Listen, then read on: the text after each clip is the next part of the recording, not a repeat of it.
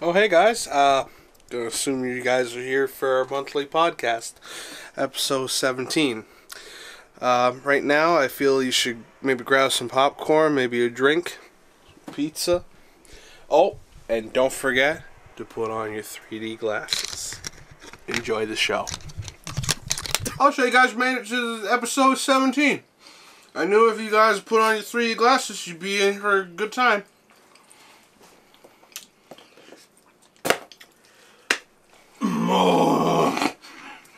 I don't know why we thought this would be a good idea to start the podcast like this. Hey everybody, welcome to episode 17 of the Nitrocast podcast. I forgot what this thing was called. Featuring Brady. And myself, James. And Brady. I'm just going to not eat pizza the rest of this because it's rude to eat when you're talking to people. We're talking to an audience. I think you're a little off center there. My pizza all over my face. I have pizza on my face in my passport photo. Yeah, I remember you telling me about that. Embarrassing, because I don't know how I spent the whole day. I don't know if maybe it was spaghetti sauce, some sort of white visible sauce on my, like, right there, all over my face, and I don't know how I spent the whole day, because I went to like the wherever to get like the photo. Yeah. For it, like probably later in the afternoon, like 3 p.m. So I don't know how I spent the whole day with that on my face. Yeah. I walked all the way to the store. Went to I didn't walk there. I gotta drive there. But yeah, man. That was embarrassing. Yeah. At least you get your passport, because I remember you filled everything out and you missed one thing. Oh yeah, they mailed it back to me. Yeah. I had to do it a second time. I missed one thing, and yeah, if you miss one little thing, they send it back, and you gotta do that. Then it's a whole. I forgot process. My birth certificate when I went to go do mine. Yeah. And I was like, I looked at my grandmother. I was like, you know where my birth certificate is at home? And she's like, okay, I'll drive all the way out. Man. Back home. Into another home. City, and I was just like, I had to sit there and wait in line and just hope to God that she was going to be back in time before I had to go out. Glad I'm not gonna have to deal with that again until I'm 34. I got the 10-year one. I'll be 32 then. Yeah, I got the 10-year one too. Then right on. Because the first time I got my passport, I think I only got the 5-year one. Oh yeah. Yeah. Because I went to the States in New Hampshire. It was my last year of Scouts. It was right after. I think it was also my last year of high school. Last year of Scouts, or I guess Ventures, whatever the hell they call it. Yeah, I went to the White Mountains in New Hampshire, and I needed a passport to. I think I've seen a picture of you. Yeah, hiking. Yeah, I've mentioned that on the podcast before. Yeah, we've talked about our previous travels. Our passports. I'm sure we talked about passports on this podcast. Hello, everybody. Welcome to the Nitrocast podcast. Why don't we talk about what I put out this month, just to start? Because I didn't put out very much. I felt like, well, I mean, I just did the Halloween marathon, which was, I was busting my ass off to get all those videos out. I was really stressful, and I was working, I was not taking any days off. I wanted to take a long break for November, because it was just so much work. So I haven't put out many videos. I only put out 2 real videos, and then I put out an interview. That was the first thing I did this month. I did an interview with Jack King Spooner. That was, yeah. I remember sitting down watching most of it. Yeah. I always get surprised when you tell me you watch my videos. That's always like weird to me when like my friends watch my stuff. Well, I don't expect anyone I to always like to stuff. Keep in the loop of like what you're doing, right? All right, I appreciate that. Right on. So like I can actually like interact about it and be like, yeah, oh, that's cool. He hit me up after he found my video about Dujana, which was a game he developed, and he told me that like he used to have this really like sour perspective of YouTubers because like a lot of people in YouTube it's just the go-to responses. Oh, they on drugs? They made this. Yeah. But I was like, you know, I like to take a step back and like appreciate it instead of just making fun of it. Yeah. And he said he's starting to find a lot more people doing that. And, we talked about that a little bit in the interview, but yeah, he hit me up on Twitter, and I was like, hey, if you're ever making a new project and you want like some publicity, I'd be down to interview you because I'd love this. What's it called when something pick your brain? It's like the pick your brain, you know. And we did that, and it was awesome. Like I was kind of, I never talked to him like verbally before until like we hooked up on Discord, and it was like, yeah, we just hit it off and got along real well, and he was like super friendly, super easy to talk to and have a conversation with. And I thought that interview went real well. Didn't do super well. I think it only got like maybe 8,000 views. I mean, I didn't expect it to do. It's not like a main thing. But I was really happy that that many people at least sat through that thing. And yeah. I also did video on Astrobot. That was excuse me. That was a game I was really excited about because the VR Playroom has that thing, that mini game that's based on. And when I played that, I was like so excited when I saw that they were making it into a full game. I think they showed it at E3. think we were watching E3 together, and I was like the only one excited to see Astrobot. No one else knew what the hell they were looking at. Yeah, that thing was awesome, and I was kind of took my time with that one. I made sure to get videos of me actually playing through entire levels, so you have like a couple of clips of me being like, hey, there's a popcorn guy or something. And I had some people ask me where the full playthrough is, and that doesn't exist because I'm not talking in that recording. I just want to record myself just to show the motions. I only said, like, me saying, oh, little dude, popcorn in there. That was the only time I spoke in, like, that whole half hour of, like, playing, because I didn't have any intention of putting that footage up, and people asked me to put it up, and I'm like, well, there's no point. It's just me playing with no commentary. Yeah, that was a wonderful, delightful game. I was really glad I was able to get that out, share that with everybody, because, you know, it's not something a lot of people are talking about because it's a VR game, and VR is still in the transitionary period where, like, people are, like, there's 3 million users of PSVR so far is what the Sony has said, like, the stats or whatever. Yeah. But, like, yeah, it's not enough. Like, because there's 80 million, that's, like, 3/80ths of people can play this game. But yeah, that's, that video didn't do super well. It only got, like, 40,000 views after almost, like, half a month. Which is not very much for me. You know, usually, honestly, I average like 40,000 in 2 days. Yeah. Is kind of my threshold. That's kind of like the main aspect of like what you're doing is like the video games. Yeah, and it just didn't do well, and I think it's because like a lot of people just don't care about VR, which I made sure not to wear the VR headset in the thumbnail because I thought people wouldn't click on it. I mean, looking back at those VR videos that you've done, I'm in some of the thumbnails, and like, you can see that they're a little bit lower compared to... A much lower view count, because it's not like videos. I'm just putting my phone on silent. Yeah, much lower view count, so I felt like if someone saw... Because, like, significantly lower. Like, Astrobot did better than those videos, at least. Speaking of VR, oh, we'll get to this later, but we played some VR today, and we'll talk about that. Also did a Deltarune video, because that was something I was just going to ignore, but a lot of people were asking for it, so I figured I'd trot through it, hop through it, see what it was about, and then just pour my thoughts out on it. That was a hard... I had writer's block for like 3 full days on that one, like just trying to figure out like... Because I know it's a thing everyone's talking about, I just don't want to say the same things everyone's talking about, so I try to insert like a lot of like fun little things like that kind of... How you felt about it. Not just like how I felt about it, but like I talk about like the Beach Boys sample from the Gygas thing, you know, some neat little facts, some stuff about me, or like, yeah, I've used Frankie as a name and everything, you know. Try to make it a little more fun, like my own personal journey through it. I had a pretty sour reaction to that video because I didn't realize that game takes place in its own universe, even though apparently Toby Fox made like a tweet I didn't see, and there's some things in there that like hint at that, and I didn't pick up on that because Undertale wasn't fresh enough in my memory to quite realize, oh, this doesn't fit in with...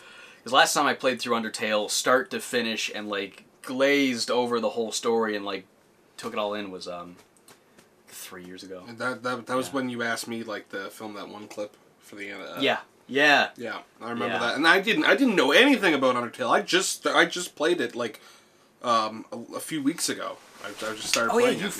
You finally. I think you mentioned it last. Yeah, podcast. And nothing was really spoiled for me, so I really enjoyed it. That's crazy.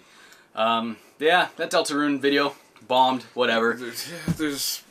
I try to be a little more critical of it than normal because like when something is critically acclaimed, I feel more comfortable picking at it because like I kind of go into a mindset like, oh, I'm digging up this old thing no one knows about. Hey, let's see what's cool about it. But if it's like, if that's not the case, it's this big thing everyone knows about, I feel like I can really pick it apart a little more. I did that with all the Mario games, but I feel people didn't get that vibe, like a more cynical vibe from those videos because like Mario's my favorite series ever, and I just like pour out on it while...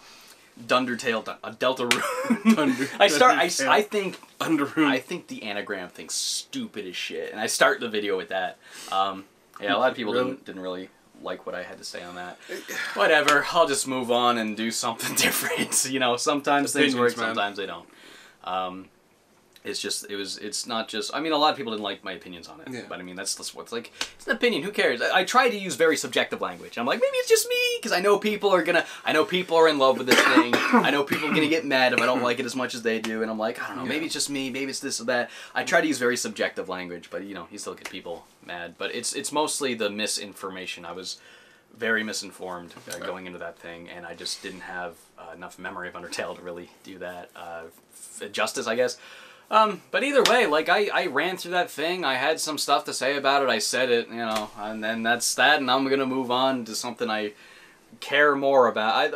I think the one comment I saw more than anything was, like, the video didn't feel passionate. It felt like you were obligated to do this, and honestly, to an extent, I would agree with that, so, you know.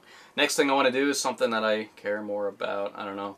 See, I want to do Yomawari next, but I don't fucking care about that game either. I just want to do it because I got hammered with so many requests.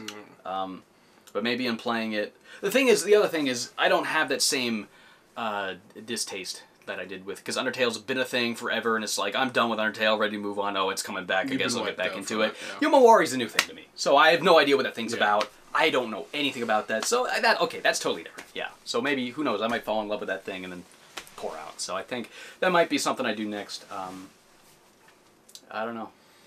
I don't want to start doing platformers again until January. Yeah. Because I have all those N64 games I want to do. I'm pointing. There they are. No, that's not them. There they are. Stack of N64 games way over there. I got like oh, one of them's in. I got Starshot. I got Tonic Trouble. I got I don't have a copy of Rocket Robot on Wheels. I need to get that because that is one that people are going to be keeping an eye out for. Yeah. Yeah. And then yeah, that's just gonna. I mean, I'm not gonna say all of them. There's like a bunch of them. Yeah, that's kind of what I got planned. That's what I did this month, and that's Nitrocast. We did some Granicore finally. Well, it was put on the back burner for a while. Yeah, so you were trying to pump out the Halloween video. Then I forgot about it. Yeah, and I didn't get it done until like after the Astrobot video. And like I don't like bringing up like, yo, when you getting around to editing that, because it sounds. You should have reminded me again. And like it's just one of those things where it's like Robbie actually reminded me, and that's what got me. We'll come back to it, but like you were working on the Halloween stuff and everything, so I was just like. I'll let him get everything done, and like if he has some downtime, I'll maybe throw it by. But like, it just never bothers me. Yeah. Whew. I was Brady by mistake. Brady by mistake. I was really late getting that thing out. I remember we came up with a title for it that we laughed really hard at, and that might have been it, but I don't remember if that was it.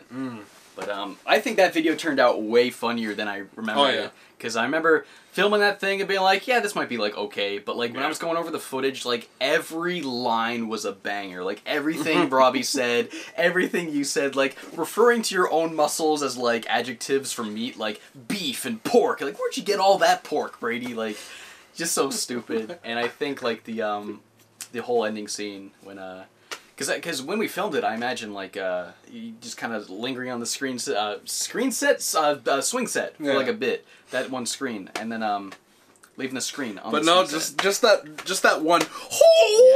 Just that was enough. Just that one push, and then it zooms out. That's all you need, and then the comedic timing was there, and I think that video turned out really well. I can play the Wii without straining these beautiful. Yeah, like stuff like that. You guys were just banger after banger, like the physical comedy, the lines and everything. Yeah, like that.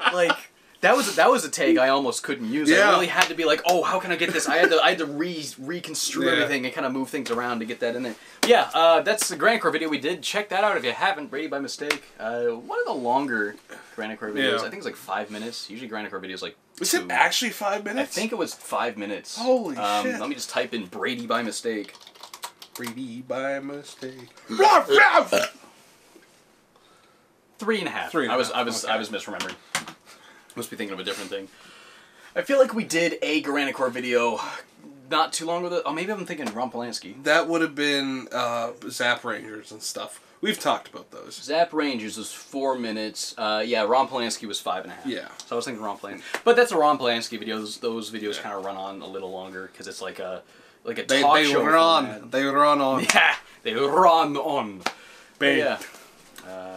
We didn't. Speaking of paint, you still. I have. Yeah, I gotta get that bag. I gotta get that bag. I'm gonna get that right now because you're gonna forget. I'm gonna forget. We're gonna forget.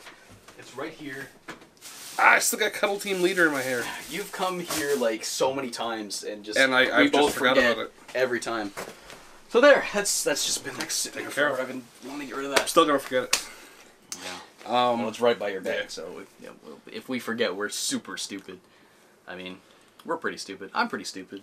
I'm Brady stupid. A lot of people think I'm smart just because I can like. It's easy to make yourself look smart when you produce content. When I've you seen sit some down, stupid stuff you've done. Yeah, I've seen some stupid stuff you've done too. Well, I'm not even gonna deny. I do lots of stupid stuff. Yeah. Like, I mean, there's that Twitter video of me being like, yeah, I just want to see how loud my speakers can go, and and I almost blew my eardrums out. Oh my god! And then a couple of people made memes out of that. Just replacing. There's a lot of memes of those.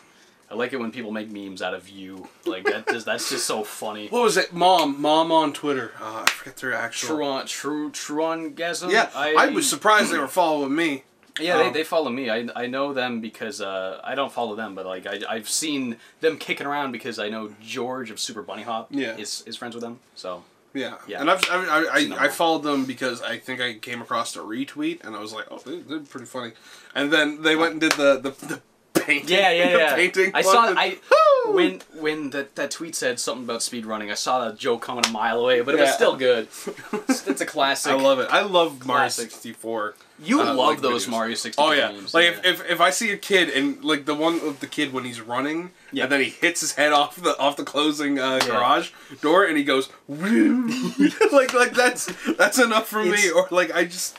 There's so much material to use because you just need somebody falling down or hitting something, and then that's all you need. There was one where this guy just kept doing kick flips, and he just kept flipping, and it just had Mario sounds. Woo, woo, woo! Yeah, it's not even just. Oh yeah, right. You're right. Not even just going to the paintings. The ones where they like put the HUD on, just put the sound effects in. That stuff's fun too. Another good one is when they were doing the backwards stair. Climb glitch. But they just reversed this one of this guy going down a railing, and he was like, yeah, and then it cuts to. Yeah, that's good. So I actually made up some podcast topics because we usually just talk about whatever. I made up some topics. So oh yeah, it just says I beat Dark Souls and also talk about Hitman. That's not much to work with, James. I also have DLCs we've played. I had that written down. So why don't we just talk about that? Because I actually wanted to like write out a topic for once and then talk about that. We'll do that and then we'll just get into like what we've been playing. Because I've played a lot of stuff this month. So we're talking about DLCs? Because before we get into that, I was able to play a lot of stuff because I was taking a break. Okay, yeah. Took like a week-long break and I was able to play a lot of stuff. But yeah, DLCs. Have you... Because it occurred to me. Yeah. DLC... Because I was thinking about like... Just trying to get not extra content, but like more or less. Yeah, not so much like getting a costume, but like playing a DLC or like they make more story campaign or whatever. Like it occurred to me that like someone was talking about like, oh yeah, the new Spider-Man DLC is pretty good. You know, the one with Black Cat. And I'm like, I mean like I never do that stuff. Like Batman had DLC like that. I never did stuff like that. And it occurred to me, like, every game has these DLCs, and I never play them. Yeah. And then I try to think of, like, how many did I play? I think I've only ever played, like, 4 DLCs ever. Coming to thought on that, it's like, I think I have three of them. Yeah. 3 games I know I've done that with. Yeah. And just to clarify, we're not talking about, like, costumes or, like, you know, a bonus game mode. We're talking about, like story stuff. Yeah. So... you did 3, I did 4, so I'll start and we'll go back and forth. So, the first one I think I ever played was, Assassin's Creed 2 had 2 DLC missions, and there were, like, 2 sequences, and I remember I was so into Assassin's Creed back in, like, early high school that, like, I played them both, and I thought they didn't add anything. I felt they were, like, both...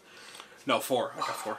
Okay, but yeah, like there's one where you had to like climb onto like a ship, and you had to get on and kill some guy without getting caught, and it was like so hard, and it was just like this doesn't seem good. And then the other one was kind of neat because you get to fly the thing again, and then it also unlocked it so you can fly whenever you want. But it's like I don't know, like the Da Vinci machine. Yeah, that was like maybe I just felt so soured by playing that. I'm like this is just like more of the same, and I don't care. I mean, maybe I played 5 because I played the Little Big Planet Metal Gear DLC. But, I mean, you get a couple of new levels, but that's more so just getting more content, getting costumes and building blocks to make your own levels more so than just levels. So yeah, I did that Assassin's Creed one, and I didn't care for that at all. What about you? What'd you do? For I think one of my first ones was the Jetstream Sam DLC for Metal Gear Rising. Yeah. And alongside the Blade Wolf ones, because you got prequel stories based on how they came to become part of Desperado. Yeah. Because Blade Wolf was like Blade not Wolf on your side at first. I forgot about that. Yeah. You fight that thing. Because it showed that he had AI thoughts and he questioned things, and he was like, I'm gonna live for my own, and then in the end of it, it was just like, no, he became the killing machine that he was, and then Raiden would fight him. Yeah. As for Jetstream Sam, you see how he got that new prosthetic arm where he was more of like a rogue type of character. I thought his whole body was like a robot. Yeah, he had like cyborg enhancements. I thought he was just a robot. But he was less less robot than less robotic or cyborg like than Raiden was. Okay. Because Raiden was like spine, heart, lungs. Raiden is like the top part of a head, and then like, you said spine, heart, lungs. I think I've seen an actual picture of that, like in a diagram where it just showed what was left of Raiden as a human before he got captured by Patriots. Turn him into a robot. Yeah, turn him into a robot by mistake. But yeah, with Jetstream Sam, like it showed how he was like kind of like this rogue guy who was like tearing up shit, and causing trouble. Is he like a bounty hunter or something? Almost. Mercenary? He was just like a merc, I guess. Okay. And he went to take down Desperado, and then he ended up becoming part of it. Okay. And it kind of gave more of a backstory on him and how he acted and how he thought of things, and then yeah, that was like one of the first, I guess, chunks of DLC story extra content I got. Cool. I remember like I did not like Rising when it first came out because it was like 4 hours long. It like this isn't Metal Gear at all. It doesn't play like Metal Gear. The stealth is so shoehorned in. I thought the story was stupid. And I played it a year later, like just forgetting about that. I'm like, this game rules. Yeah, like if you see it as like a Metal Gear Solid, kind of like a parody, I guess. Just think of the story as like a parody. Don't take it too seriously. That game rules. I was just like a pissy Metal Gear fan, but like, no, that game kicks ass. I mean, it's 4 hours, but it's super replayable too. Yeah, I played that thing 2013. I thought it was 2012. No, I think it was 2013, February 22nd, 2013. Okay. I don't quite remember, so that was... I actually stumbled across my receipt of it. Oh, really? Yeah, and it was really faded. That thing's ancient, man. I love finding old receipts on the ground, like under my bed. I'm like, ooh, what did I buy and when? And I'm like, oh, I bought that game like 5 months ago. Yeah. Dang, I remember that. It's nice. That game looks really good for like Xbox 360, PS3 hardware. Yeah. Like watching gameplay and cutscenes of that, like that thing looks okay. So it was February 19th, 2013. It was 13 though. Yeah. Okay. Yeah. Back to DLCs. I played the Bloodborne DLC because back when I was really into Bloodborne a couple of months ago, I was like, I'm so into this game, I think I'm just gonna play the DLC. And the DLC doesn't feel shoehorned in. It's just like, because that's like an open world-ish kind of game. Yeah. There's a linear through line to going to it, but it all interconnects, and it's like you can just go wherever, and there's like a lot of optional areas that are to explore. And the DLC is just like another one of those optional areas that kind of ends with like this big overarching boss fight. Like I thought there's like 3 parts to that. There's like one part when it's like just a messed up, spooky version of a previously played area, and I thought that part was like whatever. The second part is awesome. You're in like this big library with these staircases, and there's mechanisms that like change everything, and there's like all these weird monsters, and it's like really weird and cool, and I love that part. And then the third part, you're like in this this dockyard, like this like a rocky beach with like a bunch of planks of wood, like a boardwalk kind of area. That place was okay. Then the final boss, Orphan of Kos, was super duper cool. So that's another one I played. I also played the Dark Souls 1 DLC, but I don't think that really counts as much because that just came with the Switch version. Yeah. And it was just, it's the same way as Bloodborne. It's just another area in the game, and you can just do it, and I just did it, and I was like, oh, I didn't even realize that was DLC, right? Another one for me was Final Fantasy 15's.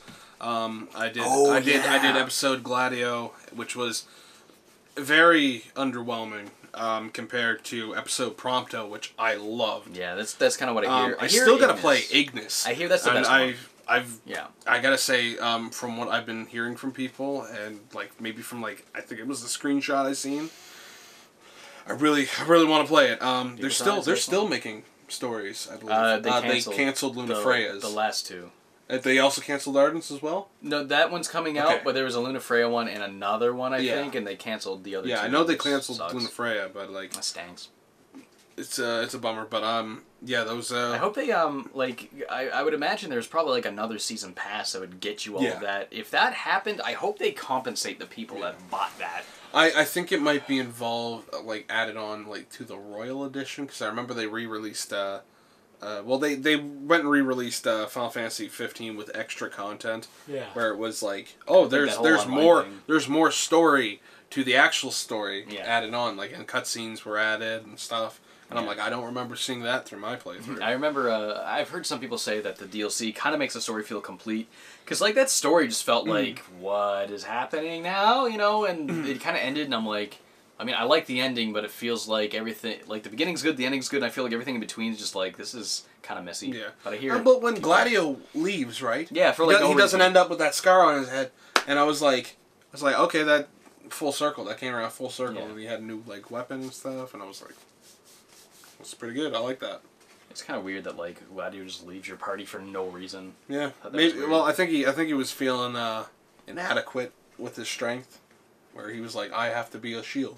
I'm supposed to be the king's shield. Because I didn't play the Gladio episode. I just remember in the game, he's like, yeah, I gotta go take care of something. That's like all he tells you. I gotta go get buff and beefy in 2 minutes. Gotta go in the bathroom and, like, get the Gorilla Gas or whatever. But another DLC from you?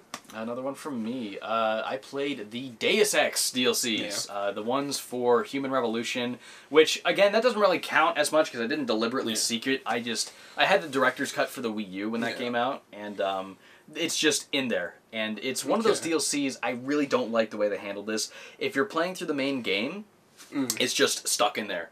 So, like, normally there's a part when, like, you get, like, put under, then you, like, wake up on a cargo ship, and then you do the last level. But in the DLC, instead, you wake up on, like, some other area, and then you have no augmentations. You gotta start all over with your leveling up. And you do that area, then you do the final area. And I think that would be really good if, well, maybe you can switch it on and off or something, but if you can, I haven't played it since, like, years and years ago.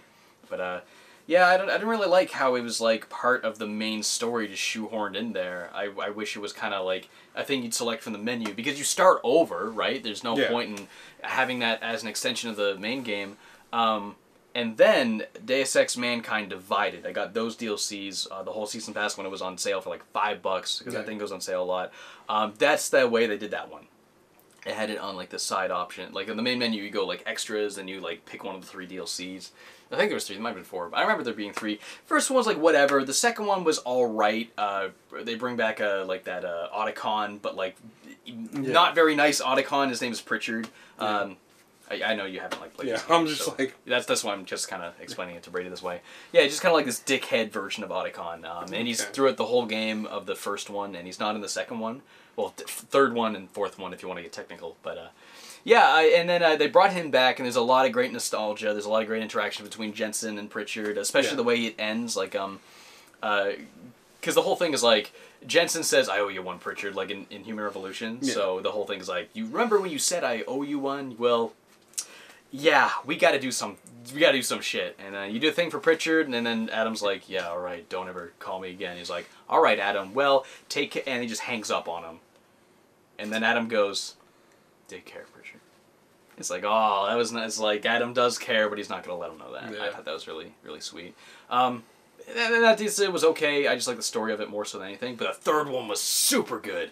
Love that. This is probably my favorite DLC ever, other than Bloodborne's, is, you get sent undercover into a maximum security prison. You have no augmentations, and you have to, like, work with, like, the underground crime syndicate within the prison to try and, like, find a way to unlock your augs again, and then do that, and then you find out there's, like, corruption going on in there, and you have to meet with, like, some secret agent who's also undercover, who doesn't want to cooperate with you, because he's like, I've been in here for 2 years, you want me to fuck up this case just for you? No! no, man. Yeah. And it's like, oh, it's and he gets in such a shitty situation, and it was kind of lengthy too. I thought it was lengthier than the first two, and I really liked it. If you like Deus Ex: Mankind Divided, play the third DLC. Like, if it goes on sale a lot, like if you haven't, like that was good ass DLC. What about you? On to the next game. Breath of the Wild Champions Battle. Oh yeah, that was another one I really enjoyed. Adding more shrines, but it also added more story as to who the champions were, what they did, how their battles were. I forgot they added more story. You kind of get to relive it through Link's form, and then at the end of it, like, you go and fight your own divine beast, in a sense. Oh, what? Yeah, well, see, when you go back to the Chamber of Awakening, I think it is, the Shrine of Awakening, like something like that. that. The thing that you start at? The starting point where Link wakes up. You after gaining all the shrines and stuff and completing the ballads of the champions. Yeah. You go back to the Shrine of Resurrection. That's it, the Shrine of Resurrection, and you insert the Sheikah Slate. Yeah. And then you proceed to go and activate the shrine itself into like a divine beast. Okay. And so once you're solving that, you go and fight one of the Sheikah monks. That's how you get the motorcycle. But like you also unlock the memories of Link being knighted and everything. Oh, and how, so it's like you get more of those like cutscenes that you gain more story of what happened in the past. You know how many of those I saw on my playthrough? Oh yeah. One? That game had no story to me when I played through it, because I didn't find any of those things. My first like playthrough, my one and only playthrough was just dedicated to shrine hunting. Yeah. And then that's the best part of that once whole game. I built up enough power, that's when I finally went to go fight Ganondorf. Yeah. After also, I think it was getting the tunic. Yeah. Of the wild tunic or whatever. I found myself. I went back to Breath of the Wild a couple of months ago. I streamed it a little bit too. Yeah. And I found myself enjoying it so much more than I did initially, because it's a good game, but I just find myself so uncreative. Because it's like the whole point of Breath of the Wild is there's so many systems, and just being like, oh, you can do that, you can do that. It's like super satisfying. And it wasn't until like I beat the game, and then I watched like a lot of other people play it. Like I watched Donkey play it, I watched you play it, and it was like, oh, I didn't know you could do this. And playing it again with that knowledge of, like, I didn't know about the Octorok balloons. I didn't know about you could freeze people and use a leaf to blow them off a cliff and they shatter. Didn't know about any of that stuff. And playing it again with that knowledge is like, this game is way better to me now. So I've been considering, if I don't have anything to play, I might get that DLC. Yeah. At least maybe the second one. Pretty good. I hear the second one's way better than the first one. Oh, for sure. Are they the same price? I think I went and got the season pass. Day one, I went and immediately bought that, and I enjoyed it. You were crazy though. I still laugh my ass off because you had it in one of your top 15. Of top the year. 15 games of the year. And it was just a clip of you having the thing in stasis, and then it just launched it. You're like, woohoo! Yeah, that's it. Because Breath of the Wild was the most critically acclaimed game of all time, let alone just that year when that thing came out. It's gone a little bit closer down on the Metacritic, I think, because the Jim Sterling gave it like a 4 out of 10 or something like that. But man, like, I feel like everyone knows why that thing's good. I didn't have to like really talk about it. But you need to at least show something, right? Yeah, you made like a noise in your mouth, and I thought I heard like a frog in your bag or something. Yeah, it was probably my throat. My throat tends to go. Yeah, it was. I was like, what was that? Yeah, I felt like I didn't really need to. Frog in my throat. I just thought it was a good opportunity to have a gag in there. Yeah, DLCs. What else have I played? I know there was 4. I played the Deus Ex ones.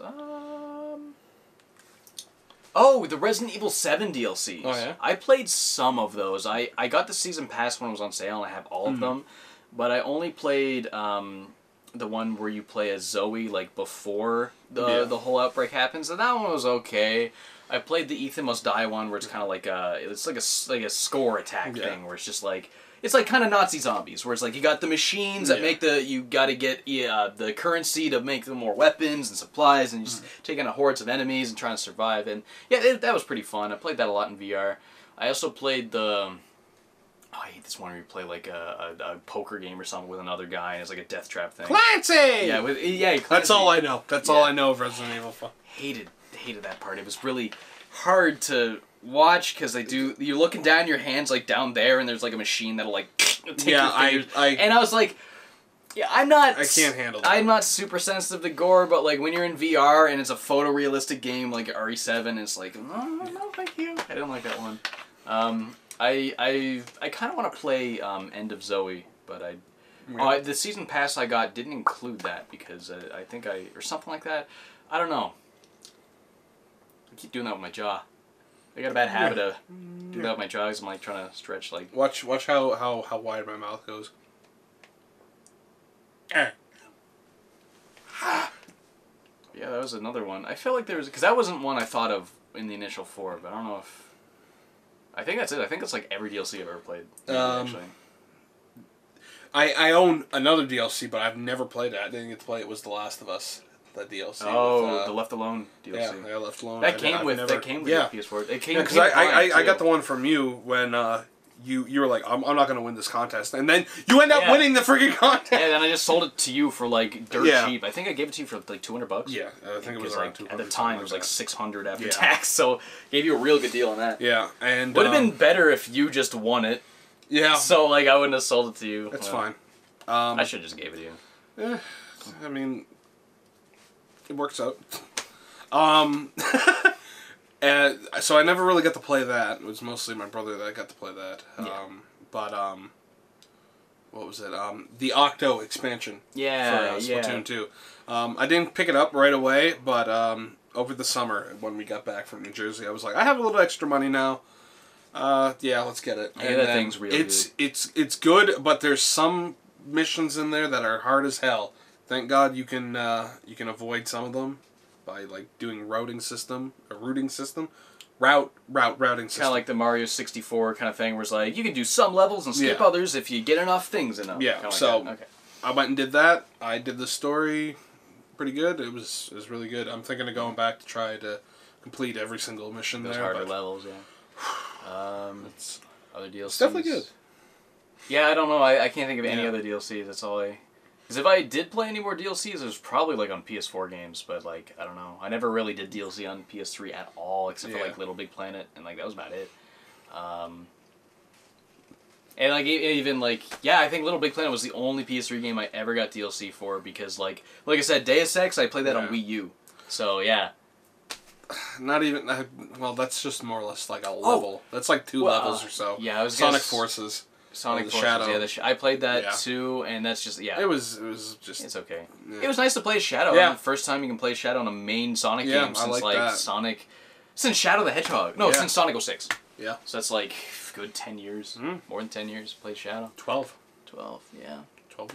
Oh, 11. Well, 11. Because it came out last year. Yeah. I still think a game's okay. Yeah.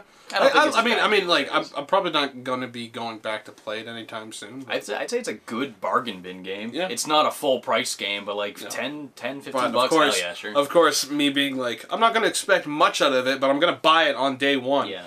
That was me. Like, I went in cautiously optimistic, and it wasn't nearly as good as I hoped, but I was still fine. I remember I was playing it, and you were like, how far are you? I'm like, I'm on, like, mission 15. And you're like, oh shit, you're cruising through that. And then I went off to work, and you were like, I beat it. Yeah, and I was like... Beat it in, I think, just one day. Because it's not a lot. 15. It's about a 4-hour game. Took me 4 hours. I got a lot of comments being like, it's not 4 hours, it's 1 hour. It's like, well, I took my time. I replayed some stuff. I got some of them red rings. I unlocked some cool stuff for my character. Unlike you, I enjoy to go fast and experience stuff. Yeah. You can have your speed and get your rings too, you know. Like, that's the problem with like saying like, oh, it's this long, because like sometimes I take my time when I go through stuff, and I don't look at my play time. I record a full playthrough, and then I just put all the footage, and I highlight all the footage, and I see how many hours the footage was. And I'm like, okay, this footage adds up to 4 hours. It probably took me about that long. I guess it's that long. Then you'll get people that are like, actually, it's shorter. I'm like, well. Like, I mean, like I could beat Crash 2 in a day. Yeah. Like it's you can beat, like, Mario Odyssey is like a 40-hour game if you really go into it. You can beat that game in like 3 hours pretty easily. You know, it depends. Yeah. Odyssey's got more content than like any Mario game. I love that game. I'm hoping for another style game like that. That was really good. I have decided. Yeah. Mario Odyssey is my second favorite Mario game. Yeah. Yeah, I've come to that conclusion. Took me a year to come to that conclusion, but yeah. I still like Sunshine. Yeah, that's my number one. I love Sunshine. A big part of me liking Sunshine is nostalgia. My third favorite 3D Mario game is Mario Galaxy. Oh yeah. And then mine's Mario 64. Galaxy comes after. Because I just so much prefer the open ones. Yeah. Okay. Mario Galaxy 64. Mario Galaxy 64. Yeah.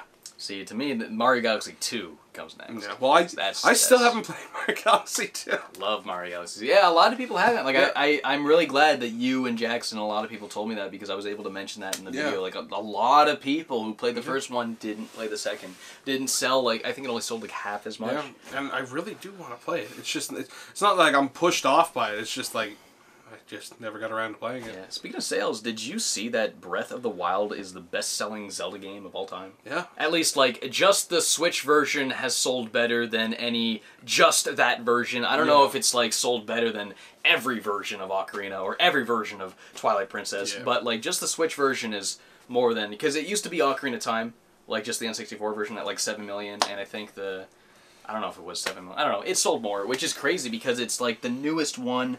It's on a console. It's only been in circulation for like a year and a half, and that's crazy. Like Switch has been selling. Switch has been doing real well, and that makes me happy. It's selling like hotcakes. Yeah, it makes me happy to see Nintendo back at it again. I mean, like launching that thing with like a real Zelda and a real Mario, both completely like back to its roots, but also reinventing itself, is probably the best one in either series.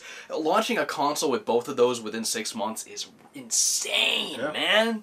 Like they had and teasing not just that, but also Metroid as well. Yeah, that and we got Metroid coming, and like they just had new Animal Crossing and a Kirby and a Kirby. I thought that Kirby was okay though. Yeah, and I never finished it. Well, I mean Kirby's Kirby. I might go back into it now that they're adding a lot of because they added Marks and Adeline. Adeline, love Adeline too. Good characters. And DeRoach. I love DeRoach. Squeak Squad was my favorite Kirby when I was a kid. Other than Superstar was always my favorite one, but Squeak Squad was a really good one. I think. Did I tell you I thought that was a DSi only game? No, what? because my friend he had a copy of Squeak Squad and he had a DSi. Oh, so you just assumed. And so he was playing that, and I was like, man, I really want to get that, but it means I'm gonna need to get a DSi.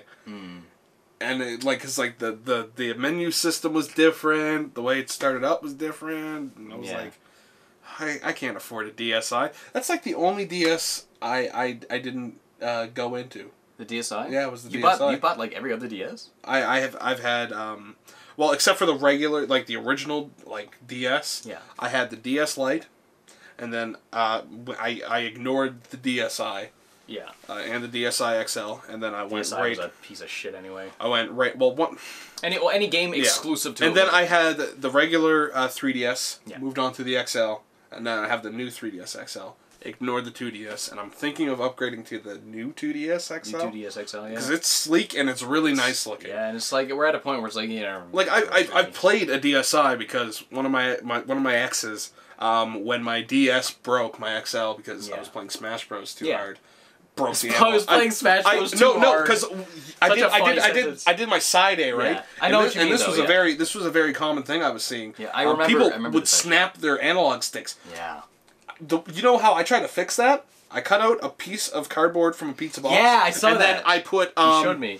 I put like a strip of duct tape in a circle. And then I just went and used that, and then I was like, I'm not getting enough grip. So I put sandpaper on it. I glued sandpaper, and I was like, it was a very like low quality of sandpaper, so I would have that grip, and it would work. It worked, but like it was just a piss off. And then when my ex-girlfriend, she was like, well, you can borrow my DSi XL, and I was like, yeah, but I want to play Smash Bros. It's like I just want to play Smash Bros. I'm gonna bust your DS. Now we'll have Switch Smash Bros. And we won't have to worry about busting your analog. I still have her copy of Bowser's Inside Story, and she. Shit. I had a copy of Mario. I had a copy of New Super Mario Bros. Yeah. In that DSi, I forgot to put it back in. Oops. Got a free copy of Bowser's Inside Story. Having stuff from your ex or somebody that you're not friends with anymore is always so awkward. Actually, I mean, like, I remember when my first girlfriend broke up with me, and, like, I still had some of her stuff in my house, and, like a month later, she was like, "Oh, can I come and get my stuff?" And I was like, okay. And it was awkward as shit. Well, see, what I did was, since my friend Kyle, he was dating her friend. Yeah. I went and said, next time you see her, take that DSI and give it back to her because I do not want to see her ever again. This girl was from, like, a different city, and she went to a different high school, so, none of my friends knew her, none of my friends, so there, I just had to, it was... But the only other time I can think of that happened is actually, I ever tell you, like, Robbie and I were friends in elementary school, and in junior high we weren't friends. We didn't really like each other in junior high. We had, like, a falling out over some stupid thing in, like, 6th grade. It was over, like, I think he made fun of my book or something. I was like, you stupid. And then we just, like, didn't talk in junior high. Yeah. And I remember he borrowed my copy of Pokemon Puzzle League in elementary school. And I remember, like, trying to get that back from him in, like, junior high, and I just didn't want to, like, ask for it because it's like, we're not friends anymore. It's like, I don't know. And then one day, I just, like, messaged him on MSN because I still had him there, and I was like, hey, can I just...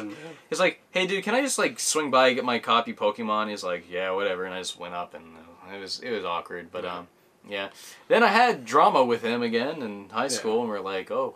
Yeah, we're friends again. I'm glad you guys are friends again because me and him are friends now. Yeah, Robbie is like... Robbie's a funny, good guy. Robbie's one of the funniest people I've ever met. Like, man, I'm so glad we're friends again because, like, fuck, stupid ass shit. Like, imagine if you stayed not being friends because of stupid shit and you, like, the reasons in elementary school, you know? Like, I can't think of elementary school should not be like a thing where it's like you should hold that against someone. Yeah. It's like there's people I stopped being friends with in high school, but like, at that point you're like, well, you guys have developed and like you have like a sense of what is right, what is wrong. Yeah.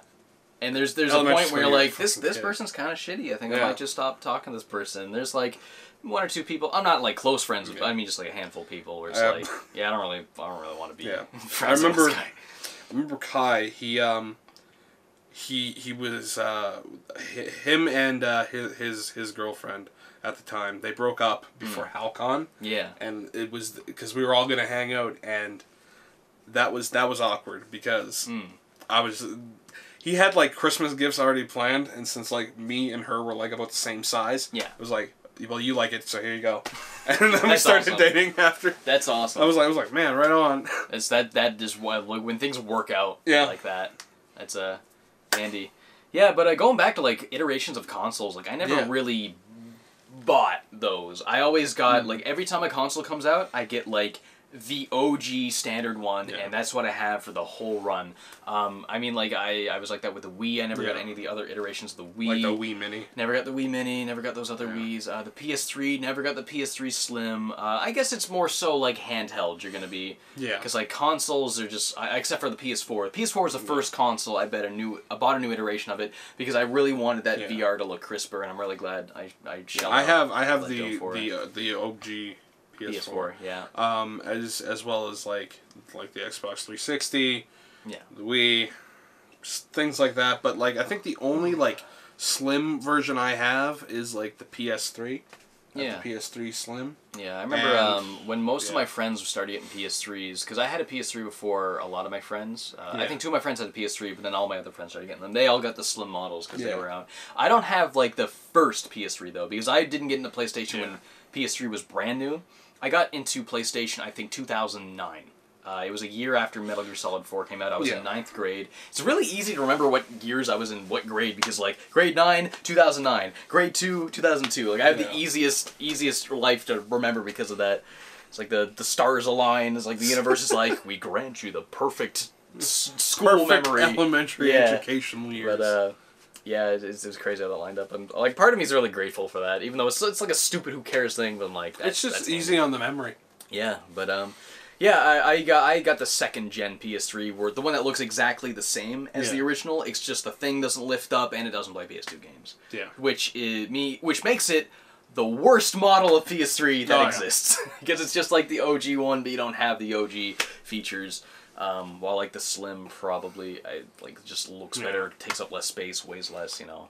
I remember I was looking through I was like I remember EB Games, they had in their system like brands of the PS3. Yeah. And it was like PS3 backwards compatible, and it's like none were in the store. It was like refurbished or anything, and I was like, those things are hard to find. Yeah, they are hard to find. They were going for like $900 at one point. Yeah. Yeah. $999. I wonder how much they go for now. Let's look it up on eBay. Okay, that fell on the floor. But yeah, the only going back to like that whole like the handhelds, like it's usually handhelds people buy. What was that? You're like looking like you saw a ghost or something. You're gonna have to look back. PS3.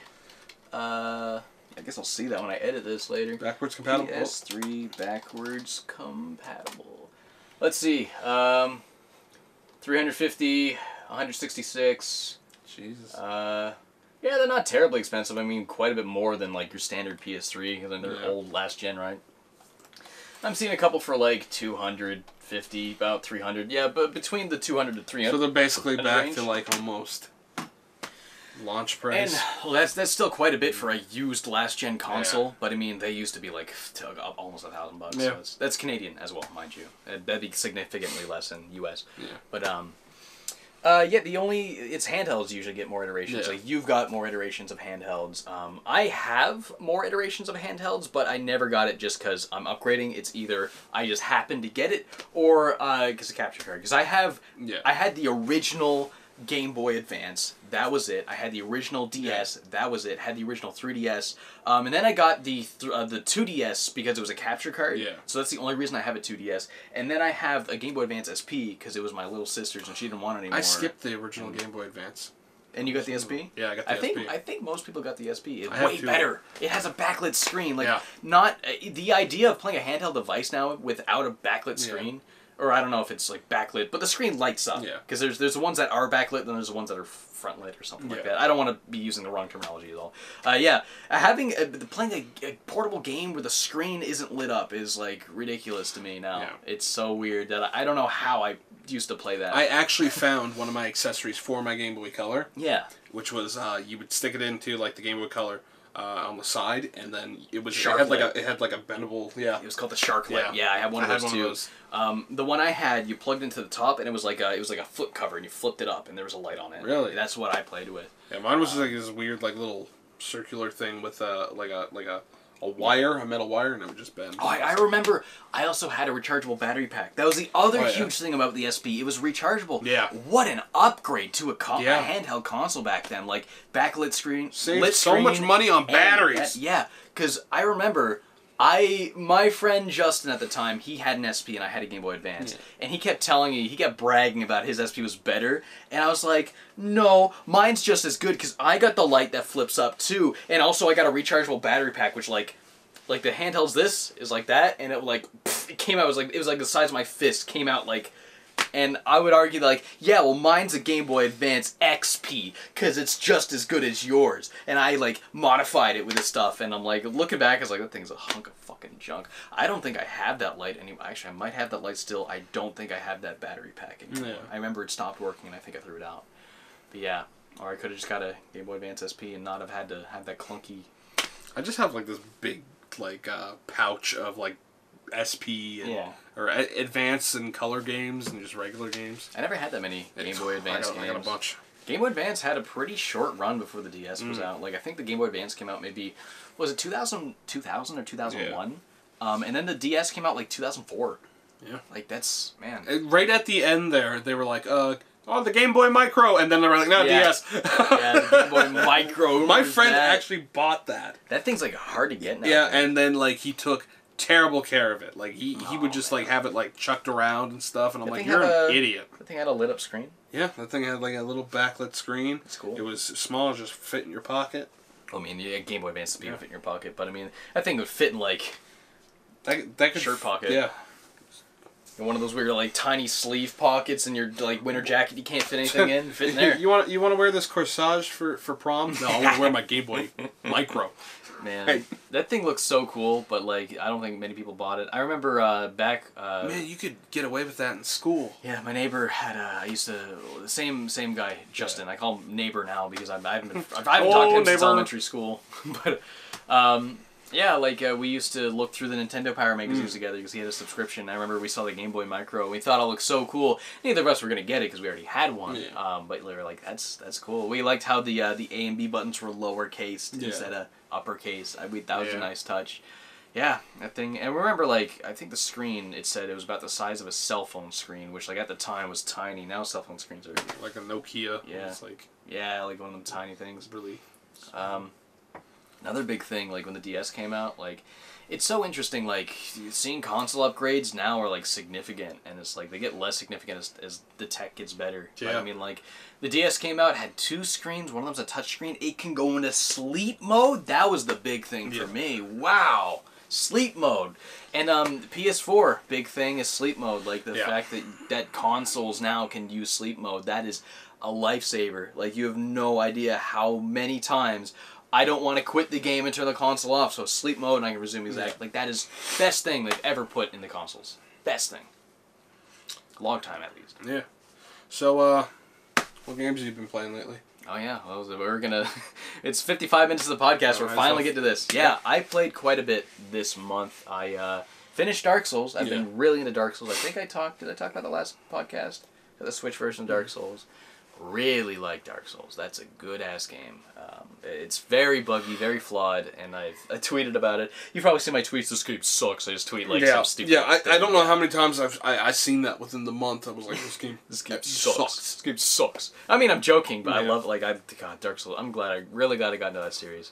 And I think in the end I ended up liking the first one best, so I'm kind of glad I ended up saving the best for last. Yeah, and I beat that, finally. I beat that 2 weeks ago. And then I also got into Hitman recently. Got the new Hitman game. I never played a Hitman game before, and I've been hearing the Giant Bomb guys talk about this new one nonstop. Robbie really likes the Hitman, the one that's just called Hitman on PS4 and PC and everything. He had it on PC. But, yeah, and I heard that, like, Hitman 2, you can get, if you have Hitman 1, you can import all of Hitman 1's levels into Hitman 2 and play them with, like, the new mechanics, like, the new extra stuff. Wow. And it's, so I was thinking, like, okay, well, I'll just get Hitman 2, I'll play through that, and if I like it a lot, then I'll buy Hitman 1 and just go back and play through those levels. But yeah, that game is so cool. Like, I think you would really like it. It's, like, very tactical game. There's a lot of different options. You just got to go in. You have like 2 or 3 targets you got to kill. You can collect intel. You can be like, oh, this guy's gonna get a shave here. If I can beat him there, I can disguise myself as the barber, and when I'm shaving, done. That's the one I just did. Or you can just like go up and shoot him and run away. That's like stupid. Because the better your hit, the more elaborate and like precise and quiet your hit, the more score you get. And it's like going through and finding like the perfect way of doing it. But there's like the perfect way isn't even objective. There's like you might think one way is better, but then you can do like a bunch of other things as well that'll that score up. And it's like, man, it's super good. I love that game so much. Also been playing Tetris Effect. Got that. You played that today. Got you to play that in VR. That's amazing. I always thought, like, Tetris is Tetris, and there's never going to be anything more done with Tetris. It's like, oh, wow, no, I don't think anymore. Tetris Effect, man, that is, like, because it's just Tetris. It's just, like, just the sound design, like, the visuals, even down to, like, the rumble in the controller. It's just so, like, overwhelmingly stimulating. Because I told you, like, what the Tetris effect is. Yeah. It's like that psychological phenomenon where, like, if you play Tetris so much, your brain kind of starts, like, seeing patterns and things and start thinking how to put things together. And basically, the Tetris effect is based around that idea, where it's like, the more you play Tetris, the more distracting everything gets. There's so many visuals. It's overwhelming your senses. Yet you can still perform just fine because your brain is just doing all the shape work for you, and it's like it is like a mesmerizing experience, especially in VR. It's wow. I think I remember I was saying I was like feeling like this tingle in like the back of my head down my neck, and I'm like I'm really enjoying this, and just like how different like levels felt. Atmospherically, because what you're viewing, you're almost like in a theater watching this, so it's like you're in the dark. What you see is what you see. Nothing, like the room's not distracting you, or or it's like just taking away from the experience. Because like I was watching James play it and I was watching it on the TV and I was like, it's just Tetris. I felt the same way when Robbie and I watched gameplay of it. We were like. Because we were hearing it was like critically acclaimed. It's got like 90 on Metacritic, best Tetris ever, and we were like, this looks like Tetris. Just looks like pretty Tetris. Yeah. It's not until you strap in and you play it in VR. I mean, you can play it not in VR, which is still really fun, really mesmerizing, especially if you had headphones on. But in VR, that is the way to do it because you get all these. You're just surrounded by visuals and sounds. And the visuals, beautiful. Yeah. The sounds, the music, beautiful. Emotional to me, yeah. I was like, man, I like the water level. The water level was really nice. Love those manta rays, them dolphins. Yeah.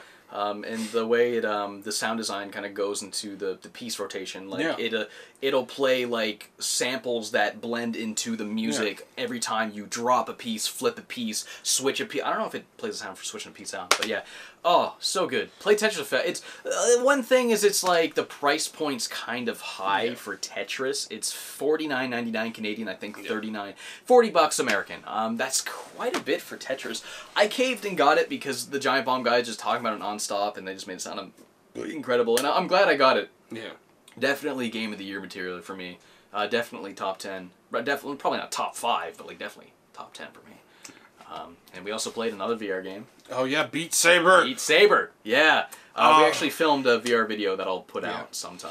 I'll probably put that out next time I get a full episode done because I just like to put VR videos out. When you go and have me over and then I get to play this, I'm like I want to play this all the time. It's such a good.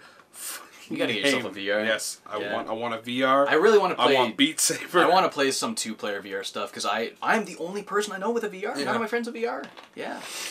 Yeah, one day I will get one. One day. I mean, it dropped in price recently during a Black Friday sale. I was seeing a lot of people buying them for Black Friday, and I was like, you're gonna have fun with those. I've played them at my friends.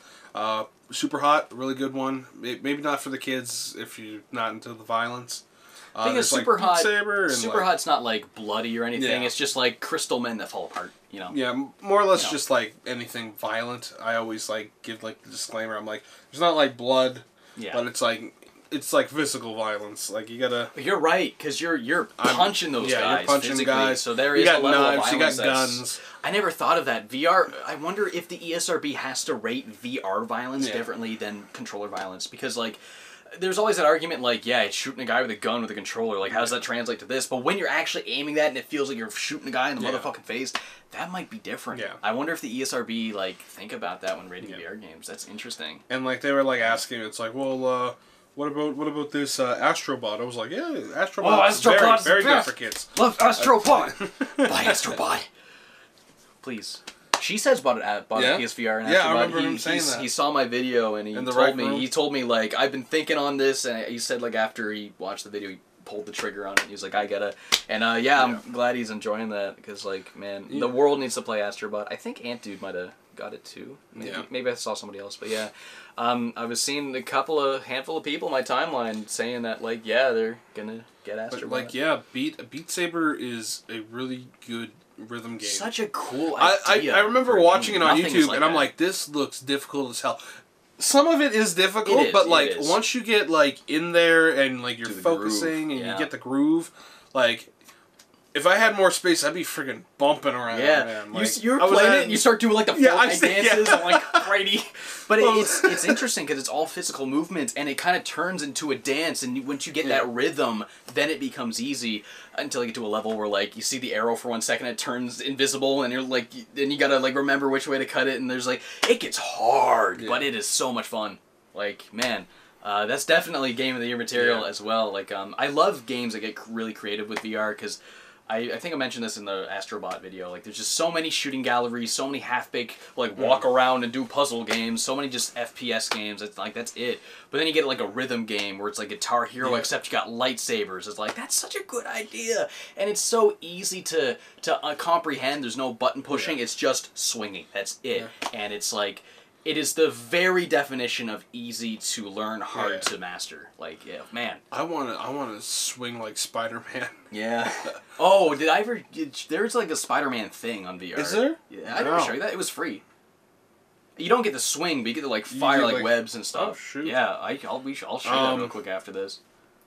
Sprint Vector. I also want to get Sprint Vector. Sprint Vector. Like, yeah, that's the opposite. That's difficult to learn, easy to master. Once you get like the hard to learn controls down, it's a major workout for sure. Yeah, that also. Yeah, Beat Saber was a really big workout too. I didn't think it would be because you're just swinging things, but once you really get into it, I guess it's kind of like the same as like I'm sure just dancing. Like people who really can dance. It requires a lot of body movements. Like, we were sweating by the end of that. I had to like open the window even though it was like winter out. I don't know how many times we went for the towel and just went. Yeah, we had to grab that towel, wipe ourselves down a bunch of times. Yeah. I'm really glad VR like is just getting better and better because I got it for RE7 and just since there's still been a steady stream of like I need to check this out. Yeah. I hope Sony really keep making VR games because I just like Astrobot. I think was like the first full-on AAA game they made for it because they made like shorter stuff. I think that was like download only, but Astrobot was like this is on a disc. This is a full-on platformer. Yeah. Ape Escape VR. I remember we were talking about that. Swinging the net, and using like the gadgets. Like I know they did PlayStation Move one, but like a VR would be. That's the thing. Like, it's funny because VR is just PlayStation Move, but the second you feel yourself in there and it's like, this doesn't translate onto the TV, this is in front of you, and it's like, the coordination is much more there, and it feels like, wow.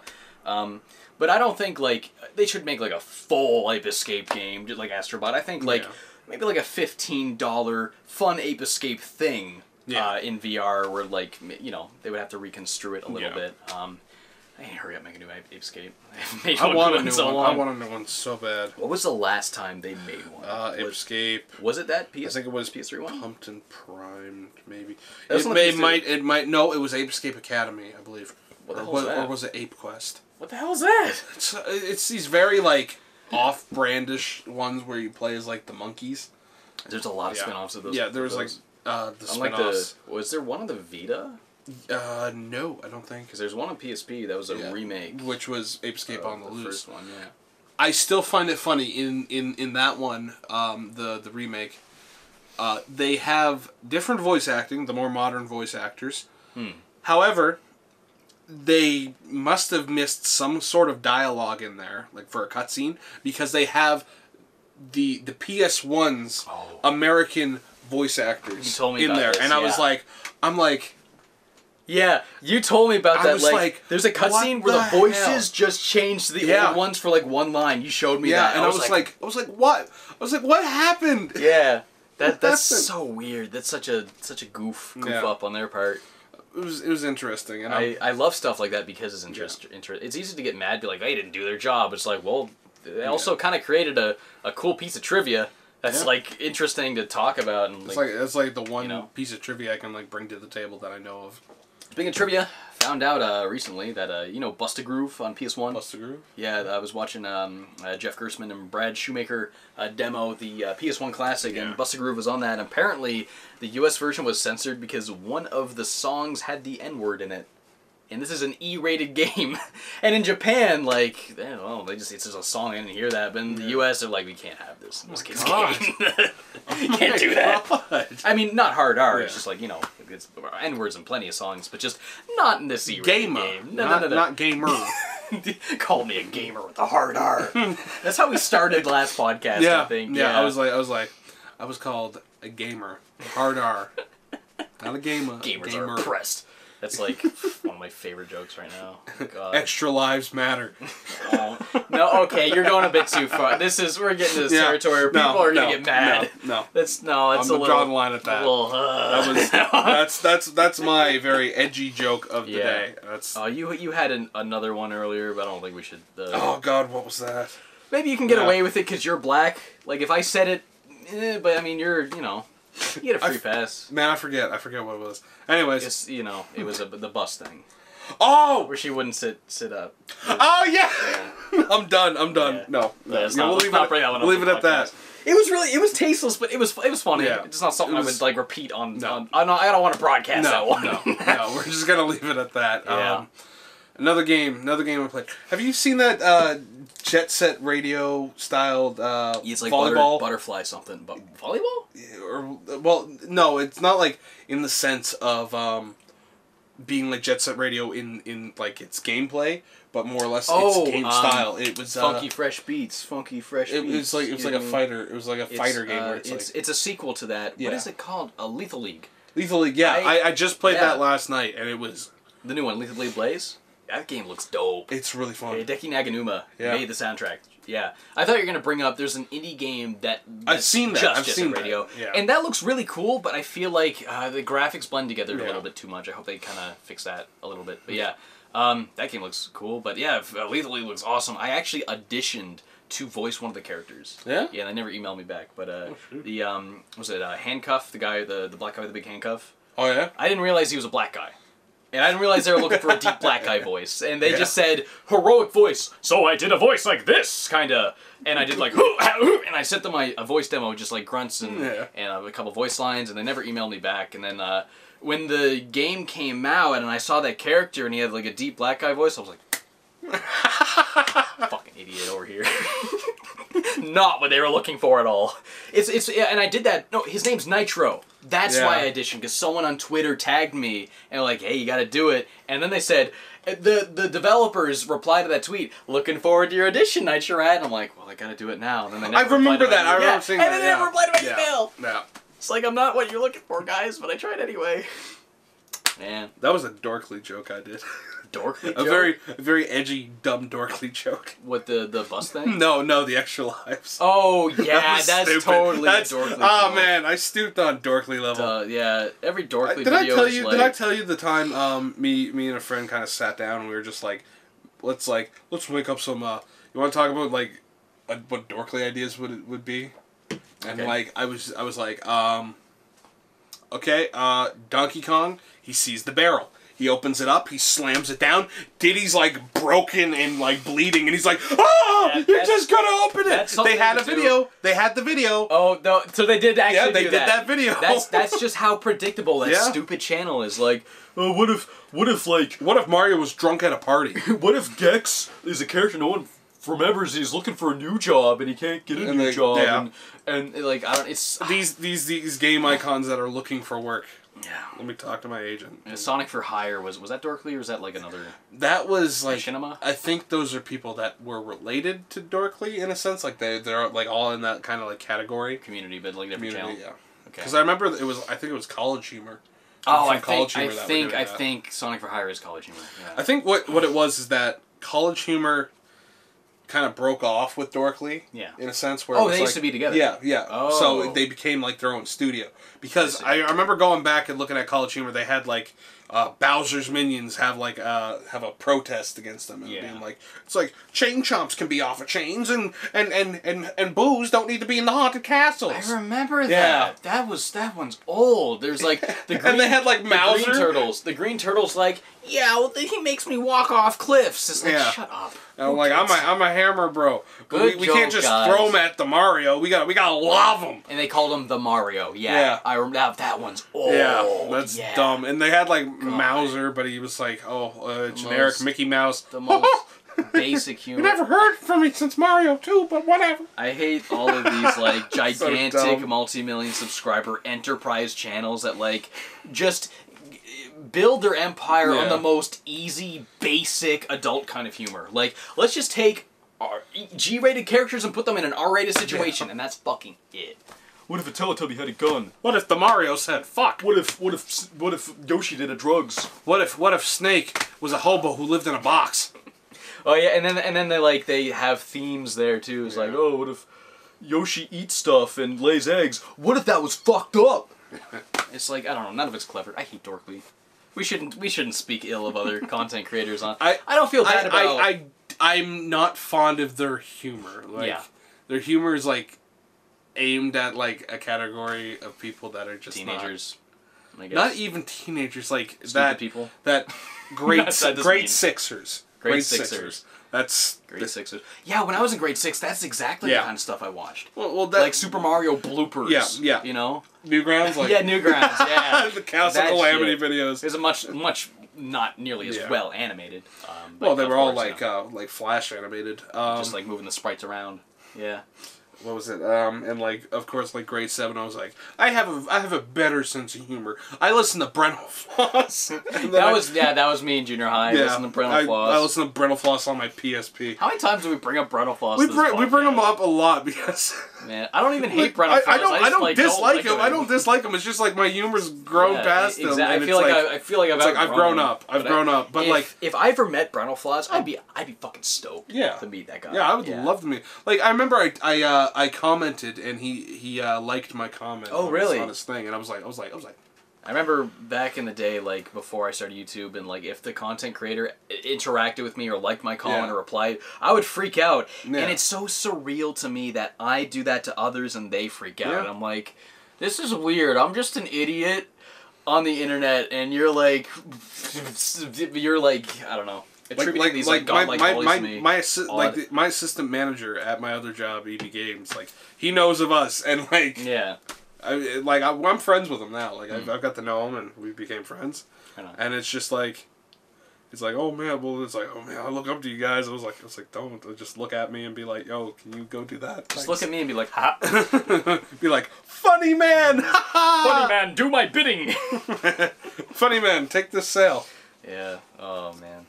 Yeah. We were talking about games, and we split off the darkly. I wonder how many times you're gonna get recognized at EB Games. Every time I go to the mall, not every time, but like half of the times I go to the mall, when I get home, I get tweets at me being like, "I think I saw you at the mall, but I didn't come say hi." I'm like, well, then how come you would say hi to Brady? Because people say hi to him all the time. It's weird. And like I'll come home and I'll be like, I went to register at the convention, HalCon, and not even 2 minutes there, and I already got noticed. And you're like, why? It's like I go out. It's like you need to go out more. Yeah, well, that is the thing. Yeah, you're working. It's because I work from home, so the only times I leave is when I need to buy things, or when you go on a vacation, or when I go on vacation, which isn't nearly as much as it is as going to work every single day, like at a store, right? Yeah. So I'm not out there as much. But since I have to go out and do stuff, right? Like, I do appreciate people kind of like respecting boundaries. Yeah. I mean, like I didn't want to bother you. I'm like, oh, I appreciate that, but I mean, if you did come up, I would have been fine. When we were at what was it, Anime Next? That's a little different though. There was the dude who was like, I was kind of like unsure about it because you guys were doing your thing, and it's like, but no, it's fine. Like, I know what you're saying now. Yeah, Anime Next, I got that a lot. Like everyone was nervous to approach me. It's like, dude, I'm at an anime convention. That's why I'm here. Yeah. Come up, beat me up, beat the shit out of me. High five, man. Fight me. Let's have some fun, man. Steal my lunch money. Steal my lunch money. Battle me to the death. You don't need to shy away. They're just too scary. I'm too powerful for them. I'm just too Brady for them. Just too Brady. I just realized you can see the mouse trap very bottom right of frame. Bottom left for us. It'll be bottom right for them because we're flipped. Isn't that convenient over there? Them scissors. Yeah. You know what happens next. I had those in the background of the Delta Run video, and I'm just waiting for people to notice, but people are too busy getting mad that I fuck up all the information. Don't get noticed about these little things that we have in the background. Get mad because you did know something that was in a tweet. I don't know, man. That mouse trap hasn't caught a mouse in the longest time. It's good. I mean, that's good. There's a time I had three mice in my room, and when I got rid of the 3 mice, I just didn't get any more. So I guess that was just 3. My cat would catch them.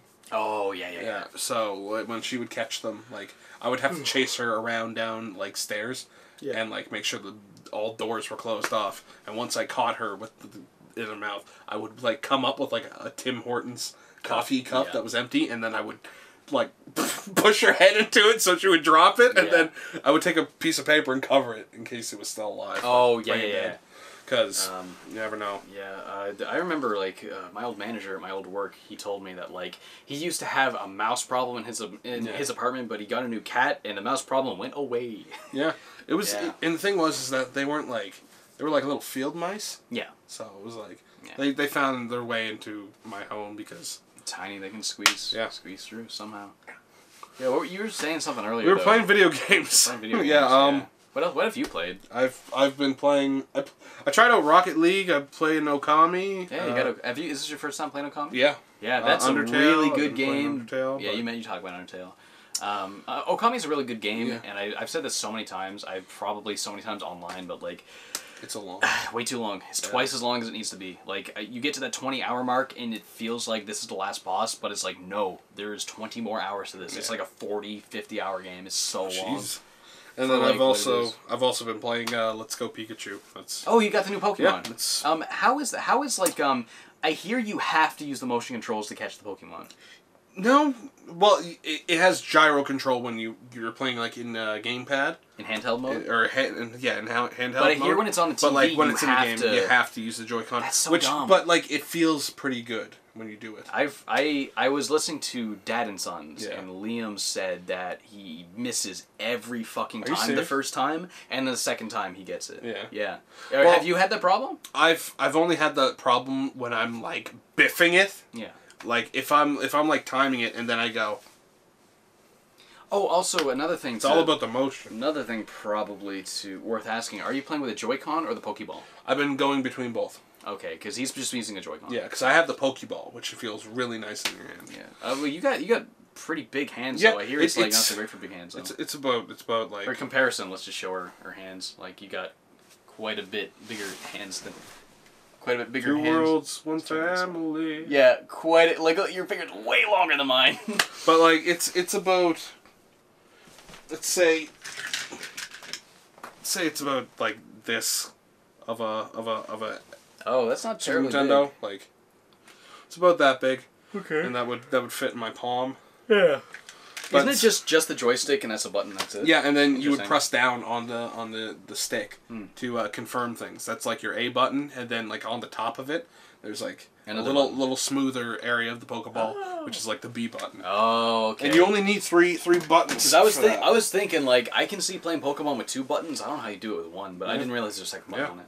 And that's like your own Pokewalker or something. Yeah, you can use it as a Pokewalker for I believe Pokemon Go and leveling up Pokemon and stuff. It's pretty cool. So it would be $79.99 with the game. Which how much was the bundle with the Pokeball? The bundle, well, you would have got $129.99. Okay.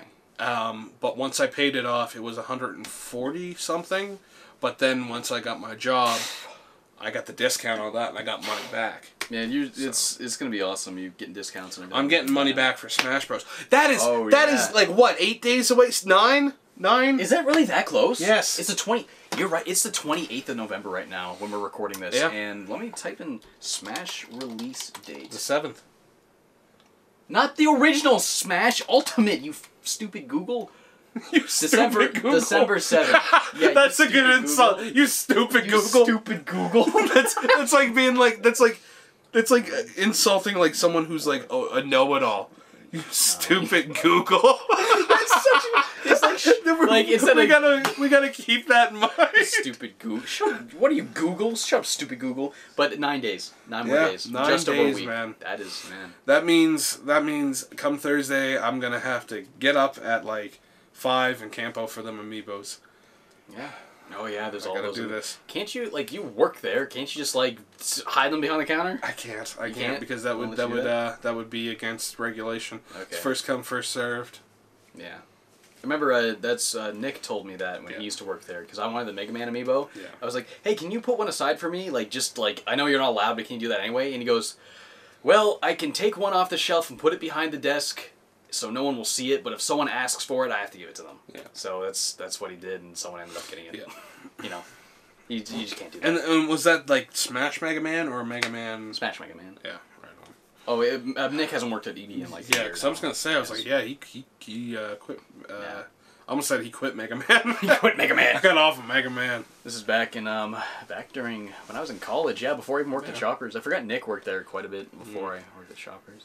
Yeah, he quit. EB after I quit Shoppers because he was like so inspired by me finding something like better work making more money than quitting and he did the same. He was gonna go find a better job. Yeah, he works at the dockyard now and makes way more money. Yeah, well he was saying it was like I wasn't seeing as many zeros on that or digits on my my paychecks and stuff and where the money was going, and you want to find something better, and he did. And so do you earn, or do you get minimum wage for EB? I get $11.25. Is that what's minimum wage right now? I believe minimum wage is $11 or something like that, $11.15. Because it was $10 when I started Toys R Us in high school. When I was at McDonald's, I was making I think it was $10.75.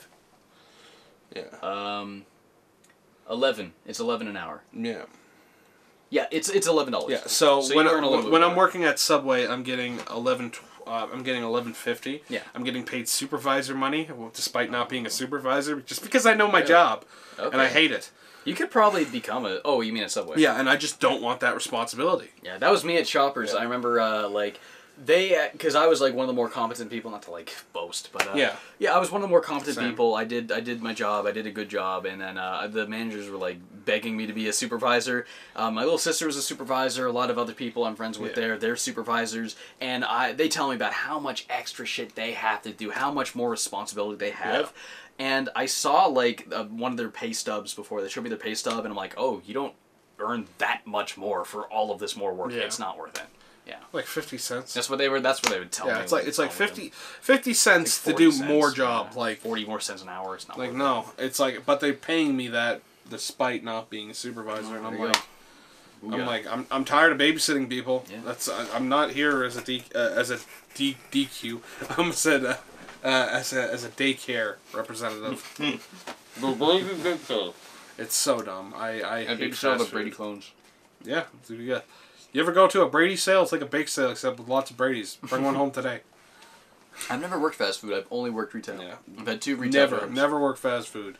That's all I gotta say. I worked at a hockey rink. The only thing I would say is that I feel like our generation needs to change this in the future. It should be a requirement to work a fast food job or a retail job. Yeah. Before you can start building your way up into like corporate shit and offices and. Well, the thing is, like, because it's always possible to start your own business. Yeah, that too. But there should be some sort of law, like if you want like another job that's like higher than retail. Yeah. You must need 1 year of retail experience or fast food experience. Because then you'll get some empathy in that, and people will be like, "You're just sensitive. You need to just work harder." And it's like, there's so many old people who come in, harass me, throw a fucking tantrum because they can't get the deal that they misunderstood, and you can tell. Is that a different store? And you can tell they've never worked a day of retail in their life. Yeah. Yeah, it's so dumb. Mm.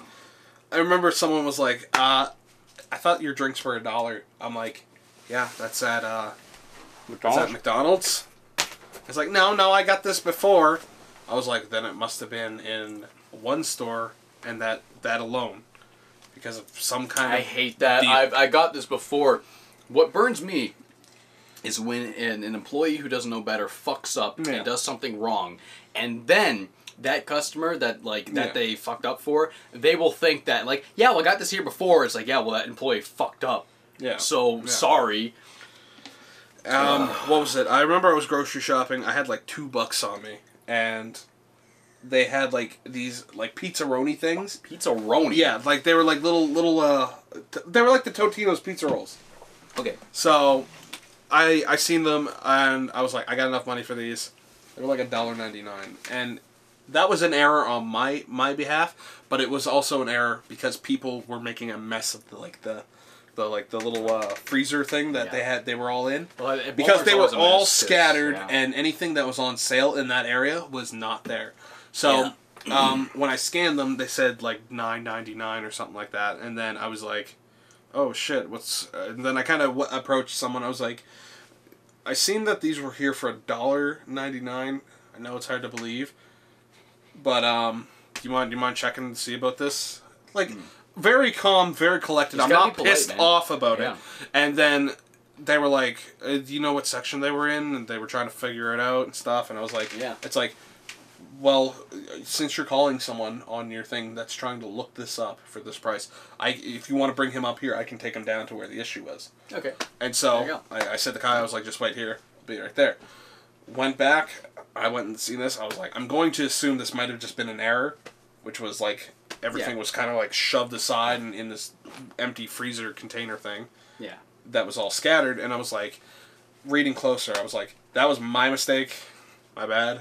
I was like, I won't get them though, so I put them back, and I was like, thank you for like looking into this. When that kind of thing happens, and like the customer acts so entitled, and like, well, you have to give it to me for this. It's like, no, we fucking don't. No. You don't make up our store policies. It's like, yes, yeah, you have to. It's like no. And the thing is, like, when people are more polite, I'm more likely to, like... do something with them. It's like, okay, sure, yeah, I'll call the manager. If they're be like, you had to give it to me, it's like, well, no, like Amiibo Festival. Like, when you went to Walmart, and there was, like, an error with that, and you're like... they had it for $20 instead of $80. You just kind of joked around and about it. And I went over, I'm like, hey, all right, listen, man. I work retail, too, and I know some places got this store policy. Okay, I know that's an error. But can you do me a favor, call the manager and see if I can get it for that price? He's like, alright, man. And then they gave it to me for that price because I was just being so nice about it. And then you messaged me about it. I was like, yeah. I was like, I got Amiibo. I got, because like the Digby and Isabel Amiibos together, that was worth $20. Yeah, so I just got that and I sold the game. And you got money back. I earned a profit on that. Yeah. I think I got like $30 trade-in value for $40 trade-in value at EB, and then I bought a Pro Controller for Wii. Yeah. Play Xenoblade with that thing. But yeah, like, people just need to be a little more sympathetic, I guess. Yeah. Empathy, stop acting so entitled when it... Stop treating people like shit to get your own way, man. Yeah, personal gains, nothing. Yeah. I tweeted that out on Black Friday, like, yeah, you guys working Black Friday, you're the heroes. Yeah, really though, like, I can only imagine what it's like down in the U.S. Because, like, when I hear about people getting trampled, I was like... People get killed in the U.S. Yeah, people get killed over that. Like, kids get killed. You're bringing your kids out so you can get a TV for, like, $50. Are you nuts? Has a child been killed during Black Friday? Yes, there have been children, like, trampled. There have been elderly people trampled. Like, killed, though? Trampled to death, yes. Oh, my God. Because that amount of weight, constantly, it crushes you. That's insane. Yeah. People are fucked up, man. And I'm so glad that Canada does Black Friday weekends. I think they do the throughout those. We had like a full week of Black Friday, I think, and like I think they do that in the States too now. Yeah. I don't think Black Friday is just the one day. Maybe it is. I wouldn't know. I don't live in the States, but you know. Yeah, but like I worked throughout all Black Friday weekend, and I had no problems. I was not stressed. I was not tired. I was all for it because I was working a job. Granted, it probably would have been a little more calmer in the fast food section, but it was a job that I enjoyed doing. Speaking of weird things in the States, I was listening to the latest Giant Bombcast, and they were talking like, hey, we went to McDonald's, and they have like this new touchscreen thing. It's like, kiosk? It's like, yeah, my McDonald's has that too. It's like brand new. You can like, and they're talking about like this new thing. I'm like, we've had that in Canada for like 5 years. Yeah. Like, what are you, it's so weird. Apparently, America just got that. Didn't they have them down when we were in Atlantic City? Yeah, they got it like this year. They were in California. We were in New Jersey, but like apparently they're just starting to put those in. We've had them for a long time. I remember the first time I heard about them. They were in I think it was in Larry UTech area, but I don't know. I know they had them when I started college. That was 2014. So like at least 4 years we've had them here in Canada. Like, and I love them. They're so good. It means you don't have to bother someone. On top of that, if you're awkward. I'm not awkward but I'm like, well, I mean, if I have good stage presence. I can make an order and come off like I'm a billionaire. Yeah, but like to other people, I got the confidence of a billionaire when I order stuff. If you have like anxiety problems with social anxiety and stuff. The reason I love it is because like you can see the full menu and it's like, oh, I didn't know they had this. I didn't know what the word for this was, and you can customize it, and it's like it's just so easy. You pay for it with your debit card right there and then. Boom, prints out the receipt, order comes up on the screen. Yeah, awesome. It's good. Love that stuff. Well, I mean, like I don't even know when the last time I went to McDonald's was. Probably like last month with you one time, maybe. I think it was. Or Walmart, McDonald's. Last month, I think it was last month when I did it. Oh, you know what? I think it was early November. I went to McDonald's with my friend Laura. Yeah. Oh yeah, your friend came down. Yeah, she was visiting from Brazil, and I was showing her around, and we just like got McDonald's. Yeah, I remember. I remember I messaged you that day, and I was like, man, usually you're like on the ball when it comes to responding, and then I went. I think you went out that day. Yeah, and then I seen you guys got a picture together, and I was like, right, I remember you telling me about that. Yeah, she's thinking of going to school in Halifax, so I was like, I took a bus over to the city, and I was like showing her around. Yeah, right on. Because her mother just wanted her to, like, experience the area before she, like, does an exchange student program. Yeah. A lot of exchange students in Dalhousie. Like, you go to Dalhousie and you don't see any white people. You just see Asian people. You see people from the Middle East. You see a lot of foreigners over there. It's really interesting. A very, very diverse. Yeah. It's because apparently Dalhousie's some of the best schools in the country. So you get a lot of like rich families sending their kids over here. Yeah. Yeah. Cool. I mean I've heard like ups and downs about Dalhousie, but like I didn't go to Dalhousie. Dalhousie is just like the university everyone goes to. You know, I didn't go there. I went to a film school. It's either St. Mary's or Dalhousie. Yeah, a lot of people went to St. Mary's. I think St. Mary's is French though. Something like that. French. So I think like the people that took French immersion kind of went there. Yeah, I just have friends that would be like, oh, Dalhousie. No, well, okay, Dalhousie. Well, St. Mary's, and like I was like, guys, stop. That was me in high school. Stop Pepsi and Coking this. Yeah, that was my friends in high school. Like stop Pepsi making this like Nintendo and Sega. Like no, that's exactly what it was. St. Mary's. No, this one. What was the other one? NSCC. Yeah, yeah. NSCC's like that like Big Eight brand. That's not a university. That's a college. Yeah. People in America probably watching this being like, what? Apparently in America, the college and university are interchangeable terms that mean the same thing. Really? In Canada, a college is something different than university. Yeah. University is like a high school where you write papers, you take classes, do whatever. A college is where you learn a trade, like carpentry or filmmaking, and you have like the studios and stuff. Wow. There's a difference. And apparently those two are two different things, what I've been told by like Jackson and other American friends. Yeah. There are things in those two styles, but they just call one university and college, and they call one university and college. So it's like, if you have two things and two words, why don't you... What... Makes me angry. I'm angry. Makes no sense. And mad. Angry and Orby. It's angry and it's Orby. No one's gonna get this and joke. And Orby fell down the stairs. It's Canadian that shows. I was talking to Jackson about Canadian cartoons recently. We were just going through a bunch of them, and he brought up some, like it was he typed in like top 10 Canadian cartoons, and he brought up some that I like forgot about that I was like, oh, I forgot about that, like can't think of any of them now. But yeah, man, what was it? I was saying to my brother, I was like, yo, Hose Hounds, and he went, like he was like amazed. He was like, I completely forgot about Hose Hounds, and then I was like, check this out, and then I showed him the Smash Trail with the Hose Hounds. Yeah. God, Hose Hounds. That was good shit. We had some. I mean, there's a lot of cartoon-based YouTube channels in America that really misconstrue the quality of Canadian cartoons because they cherry-pick the shitty ones they got in the States while completely ignoring the Canadian exclusive ones like Kit Paddle, what's with Anti-Dagata Defenders. We had so many. Remember Class of the Titans? Do you remember that? Yes, that was the coolest fucking show. Class of the Titans was people, it was like a university or college or a high school or something, but they were all descendants of ancient Greek mythological characters. There was Jay, who was a descendant of Jason of the Argonauts. There was Harry, who was a descendant of Hercules. He had the Herculean strength. There was like Erin or something. She was like a descendant of like Ares or something. It was Ares Greek? I don't know, something like that. And they all had like the powers of like there was a guy named Odie who was a descendant of Odysseus, and he had genius brain power like Odysseus had or whatever. And it was just them. And it was kind of like the Harry Potter concept where like, oh, the Greek world is like secret, like the wizard world's secret from like the main world. And it was kind of like that. They'd go into like the Greek dimension and they'd fight like Greek creatures and shit. The animation was dope. It was such a good fucking show. And like no one remembers it. There was a show like around that time period that I remember that was usually on late at night.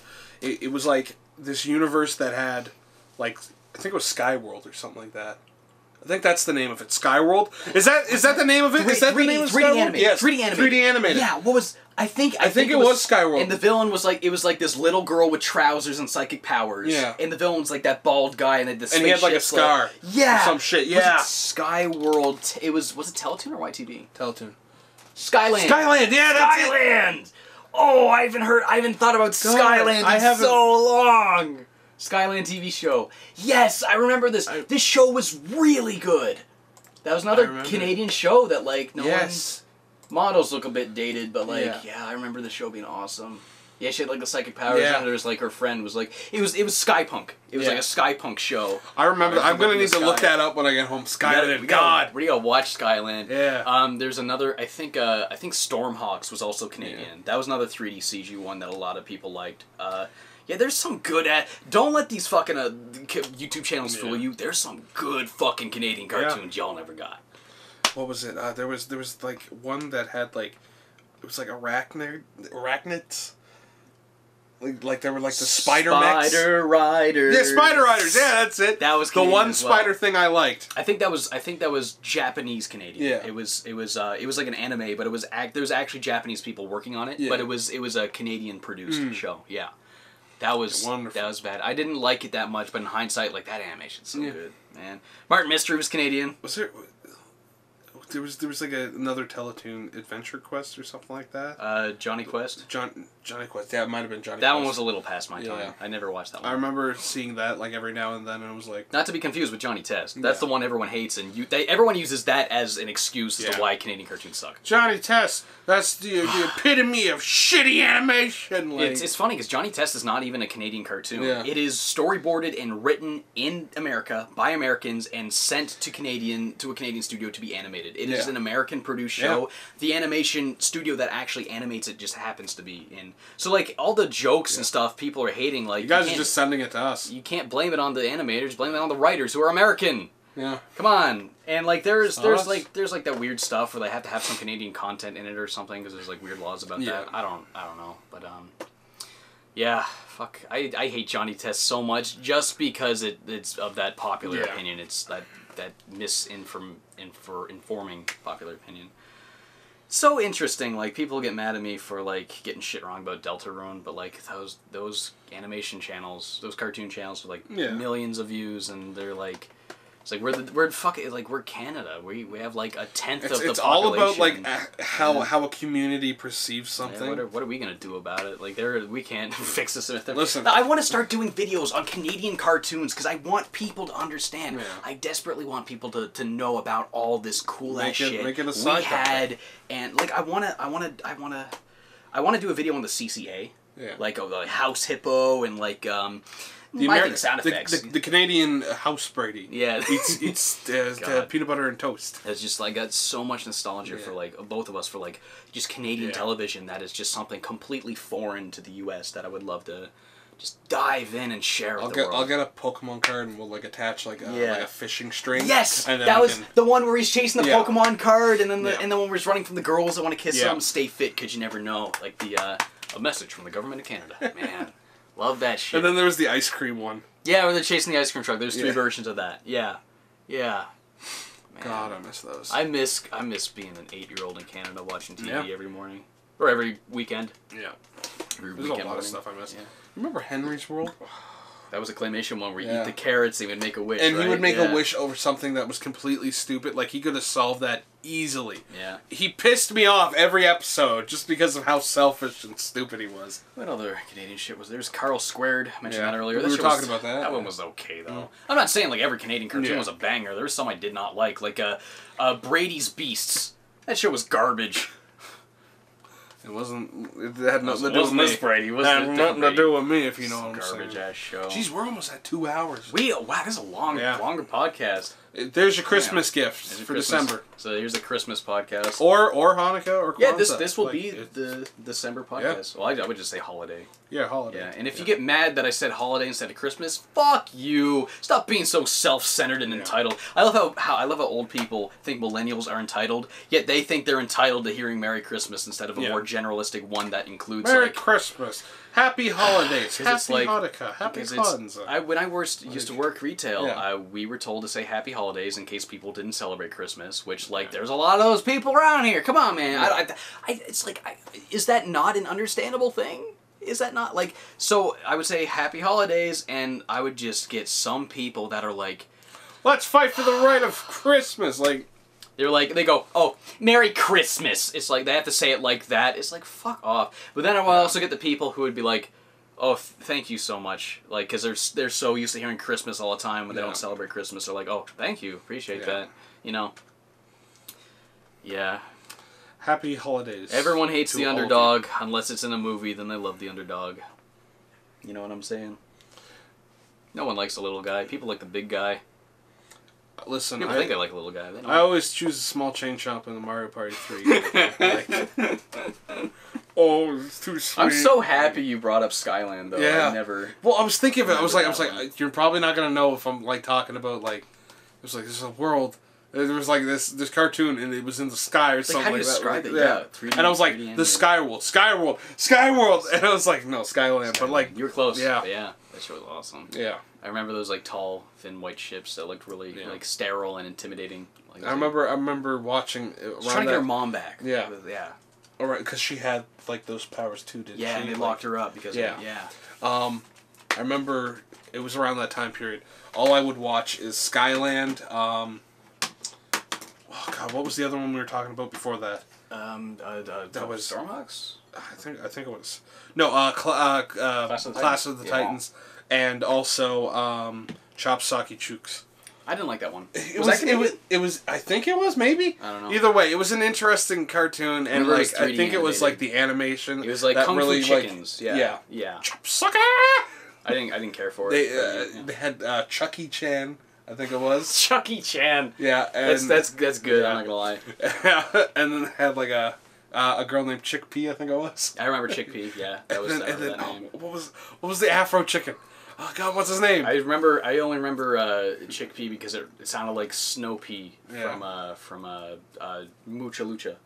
I remember Mucha Lucha. Was it Snow Pea? Was that her? I didn't like Mucha Lucha either. Yeah, I actually had action figures of the characters. Really? Growing up, like because or something? no, like actual like figures. Oh. You could change their heads and stuff and customize them. It was cool. It was cool. Oh no. And the Flea. Oh, Flea. Yeah, the that was like stinky. Yeah. That's all I can think of for like Canadian cartoons and shows and stuff. That what like live? Was there any live action Canadian shit? I don't remember any of it. Oh, you know what? Well, Mystery Hunters. Oh yeah. Yeah, do you remember that? I remember a bit of it. There's like Christine the girl, and there's like the black kid, and then there's like Dave the magician. Yeah. And they were just like they would investigate. They're like 10-year-olds, and then like this 30-year-old. They would investigate like these mysteries. Like we found this ghost on a coming through the door, and the door opened by itself on the security camera. And they would go in, interview people, get the story, be like, so this is what happened. Now we're going to try and see if we can recreate it and explain it logically. And it was awesome, because like the first half was like really creepy, and the second half was like just deconstructing it, being like, oh no, this is probably what it actually was. And that show, like, while it was creepy for like kids, it also kind of like helped me be less afraid of stuff, and like kind of helped. I think I can kind of attribute like my critical thinking of like just weird happenings to that show, because like I remember my bed used to vibrate at night. And like I looked it up, like, why is my bed vibrating at night? And I looked it up, and I went on Yahoo Answers, and it was like 90 answers that were all like, it's a ghost, it's a ghost, it's a ghost letting you know there's a spirit in the room. And then I got one reply that said, is your bed up against the chimney? Because it's just the furnace vibrating the chimney. And I'm like, oh, my chimney's right here. That's what that is. Boom. Ain't a freaking ghost, man. Yeah. Piranha plant. Piranha plant. Piranha plant. Piranha plant. So we're getting pretty handy to 2 hours. You should probably wrap this podcast up. Yeah. I mean, there's not much what else to say. Remember Battle Beat 'em On? Battle Beat 'em On. Yeah.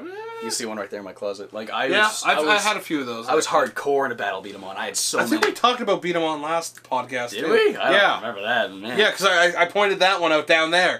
Oh yeah, because I got they're kicking around all over the place in this room. Got Bionicles, Beat 'em On. Oh, Bionicles Beat 'em On, Bionicles. Love Bionicles. Yeah. Yeah. You were broke playing Bionicles? Yeah, oh yeah. I remember I sent the picture. I was like, I found a box of old Bionicles. Right. Yes. And like some of them were like merged. Yeah. Because I was like, this Bionicle and this Bionicle merged, and they became one entity. Yeah. And I was. You could do that. Like there's always like the 6 can sets, and then there was always instructions where you can combine 3 of them into a big one. Yeah. They usually did that. Yeah. I remember my friend had the Mask of Light. Yeah. I had that one too. They had that one, and I was like, you're so lucky. And then on top of that, they also had the Dark Brother of the Mask of Light. Oh, Makuta? Makuta, yeah. Yeah, Makuta was like the overarching god-like villain of the whole Bionicle series. Yeah. Yeah, I remember the movie. I enjoyed the Mask of Light movie. I watched the 3 movies. By the time the 4th one came out, it was like past my time. I wasn't like a kid into Bionicle anymore. But like, yeah, man. At the dollar store, I think they do sell one of the Bionicle movies. Really? Yeah. Was it like the first one? No, it's not the Mask of Light one. I think it must be like one of the It's newer like the ones. Return one. It's like Return of Mask of Light or something like that. Or something like something. I remember the Mask of Light was the first one. The second one was the one about like Metro Nui. And then the third one is like they go back to Metro Nui, but everything like is mutated. Is it Metro Nui or Mata Nui? Mata Nui was like the original one, and Metro Nui was like the prequel series showing. You remember like the 6 Elder Guys? Oh yeah. It was like, hey, back in the day, we Elder Guys, we were on a different island, and we were Toa, and that was like a prequel thing about that. Yeah. Yeah, I remember. Man, I remember when Teletoon would always be like, "Oh, we're having a movie night."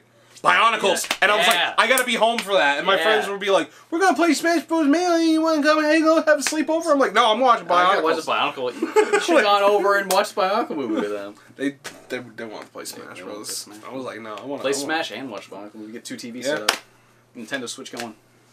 Dude, if only that was a thing back then. Right? 9 days. If I had the 3DS was already bad enough for me in high school because that was like pretty much my last year. If I had the Switch, it'd be game over. I played so much. You take that off like the dock. You just hide that in your desk. And you just I played so much 3DS in high school. Like every lunch period. I could just kind of hunch and just. Oh, you could do that with the controllers. Like, and I've done that. I've done that at home. Like you just get the 2 Joy-Cons. You're just like doing this in class. Or if you have like the hoodie pockets. Oh, and the hoodie pockets! Yes, yes. Brady, you sneaky motherfucker.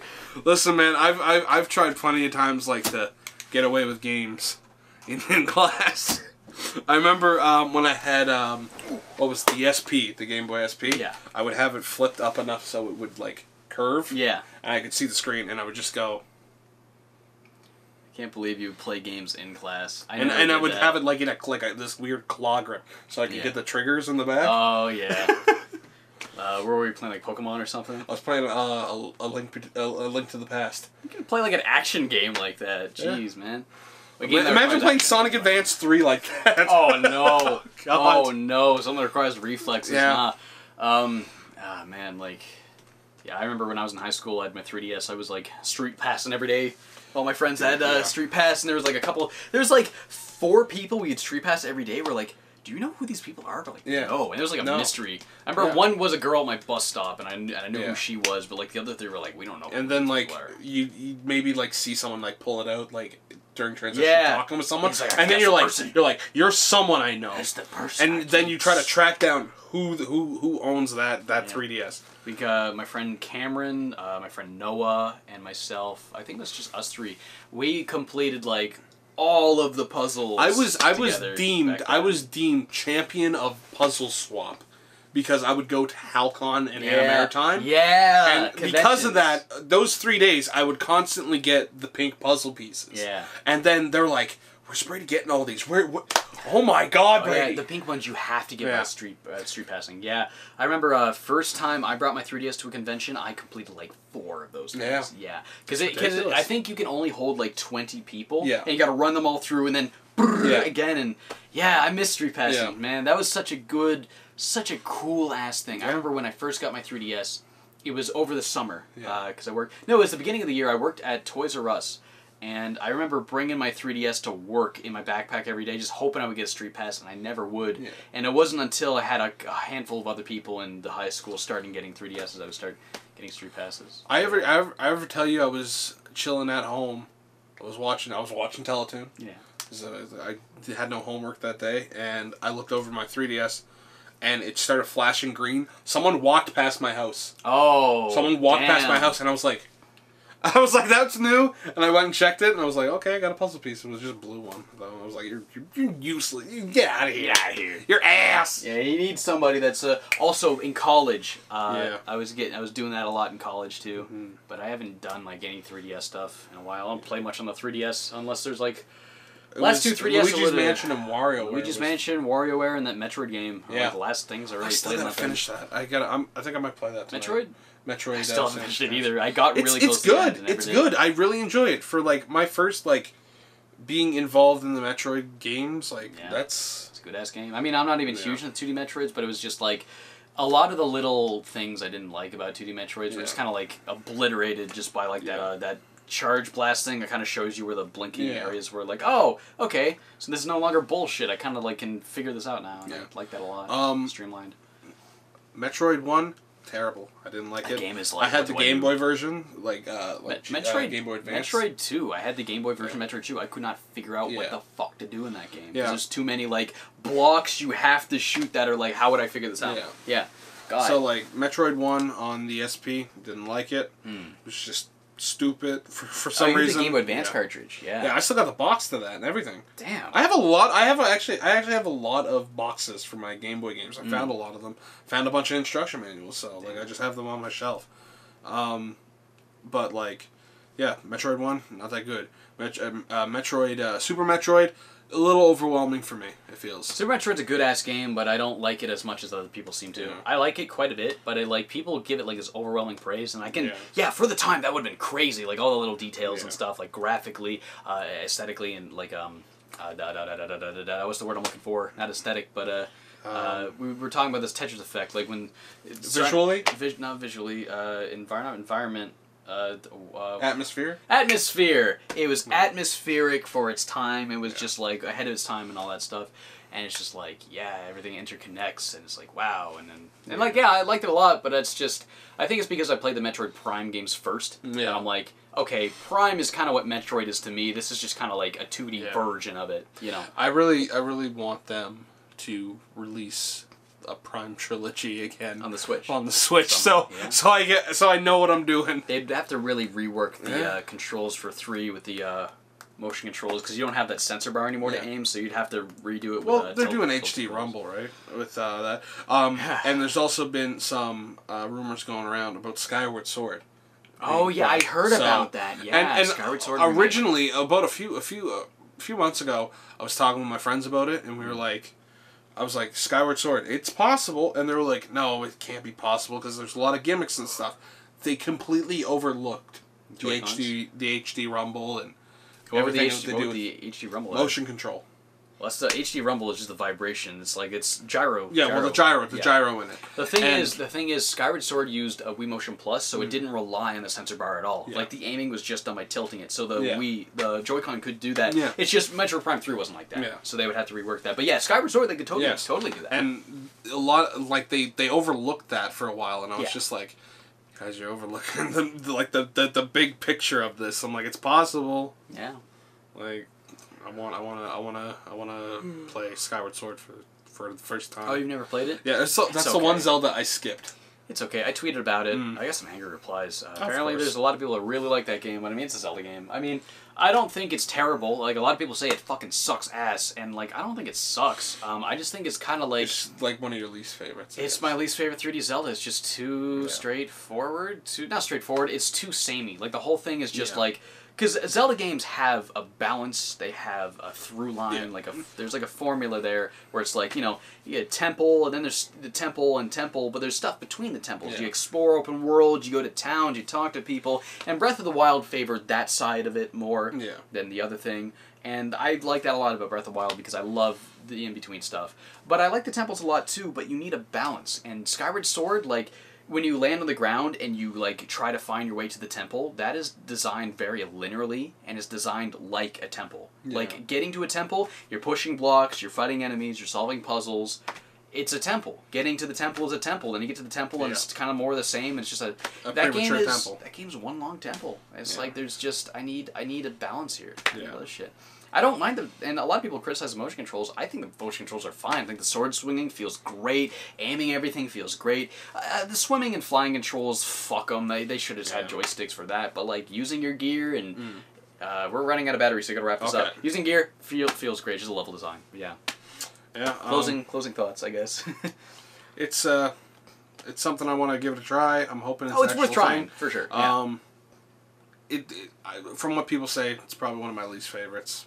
It'll probably just like be, ideally, yeah, because there are better Zelda games out there, and my friends think that too. You will like it at least a little bit. You Yeah, know, if you like Zelda. Yeah. Anyways, there's some moments in that game that are really good. I will like that game has some highlights throughout the whole thing. I just want to experience Groose. Yeah, Groose is a highlight. Groose is a great part of that game. But yeah, I guess this went on way longer than we normally do it, and the battery in the camera is going to die, so we're going to wrap this up right now. Happy holidays! Happy holidays, everybody! And have a safe, wonderful December with your families and friends. This will be December when this comes out, so yeah, I hope you guys have a good time. Enjoy Smash Bros. Your Christmas shopping. Enjoy Smash Bros. That comes out in a little bit after this. Yeah, so that's it. I guess see you guys next time.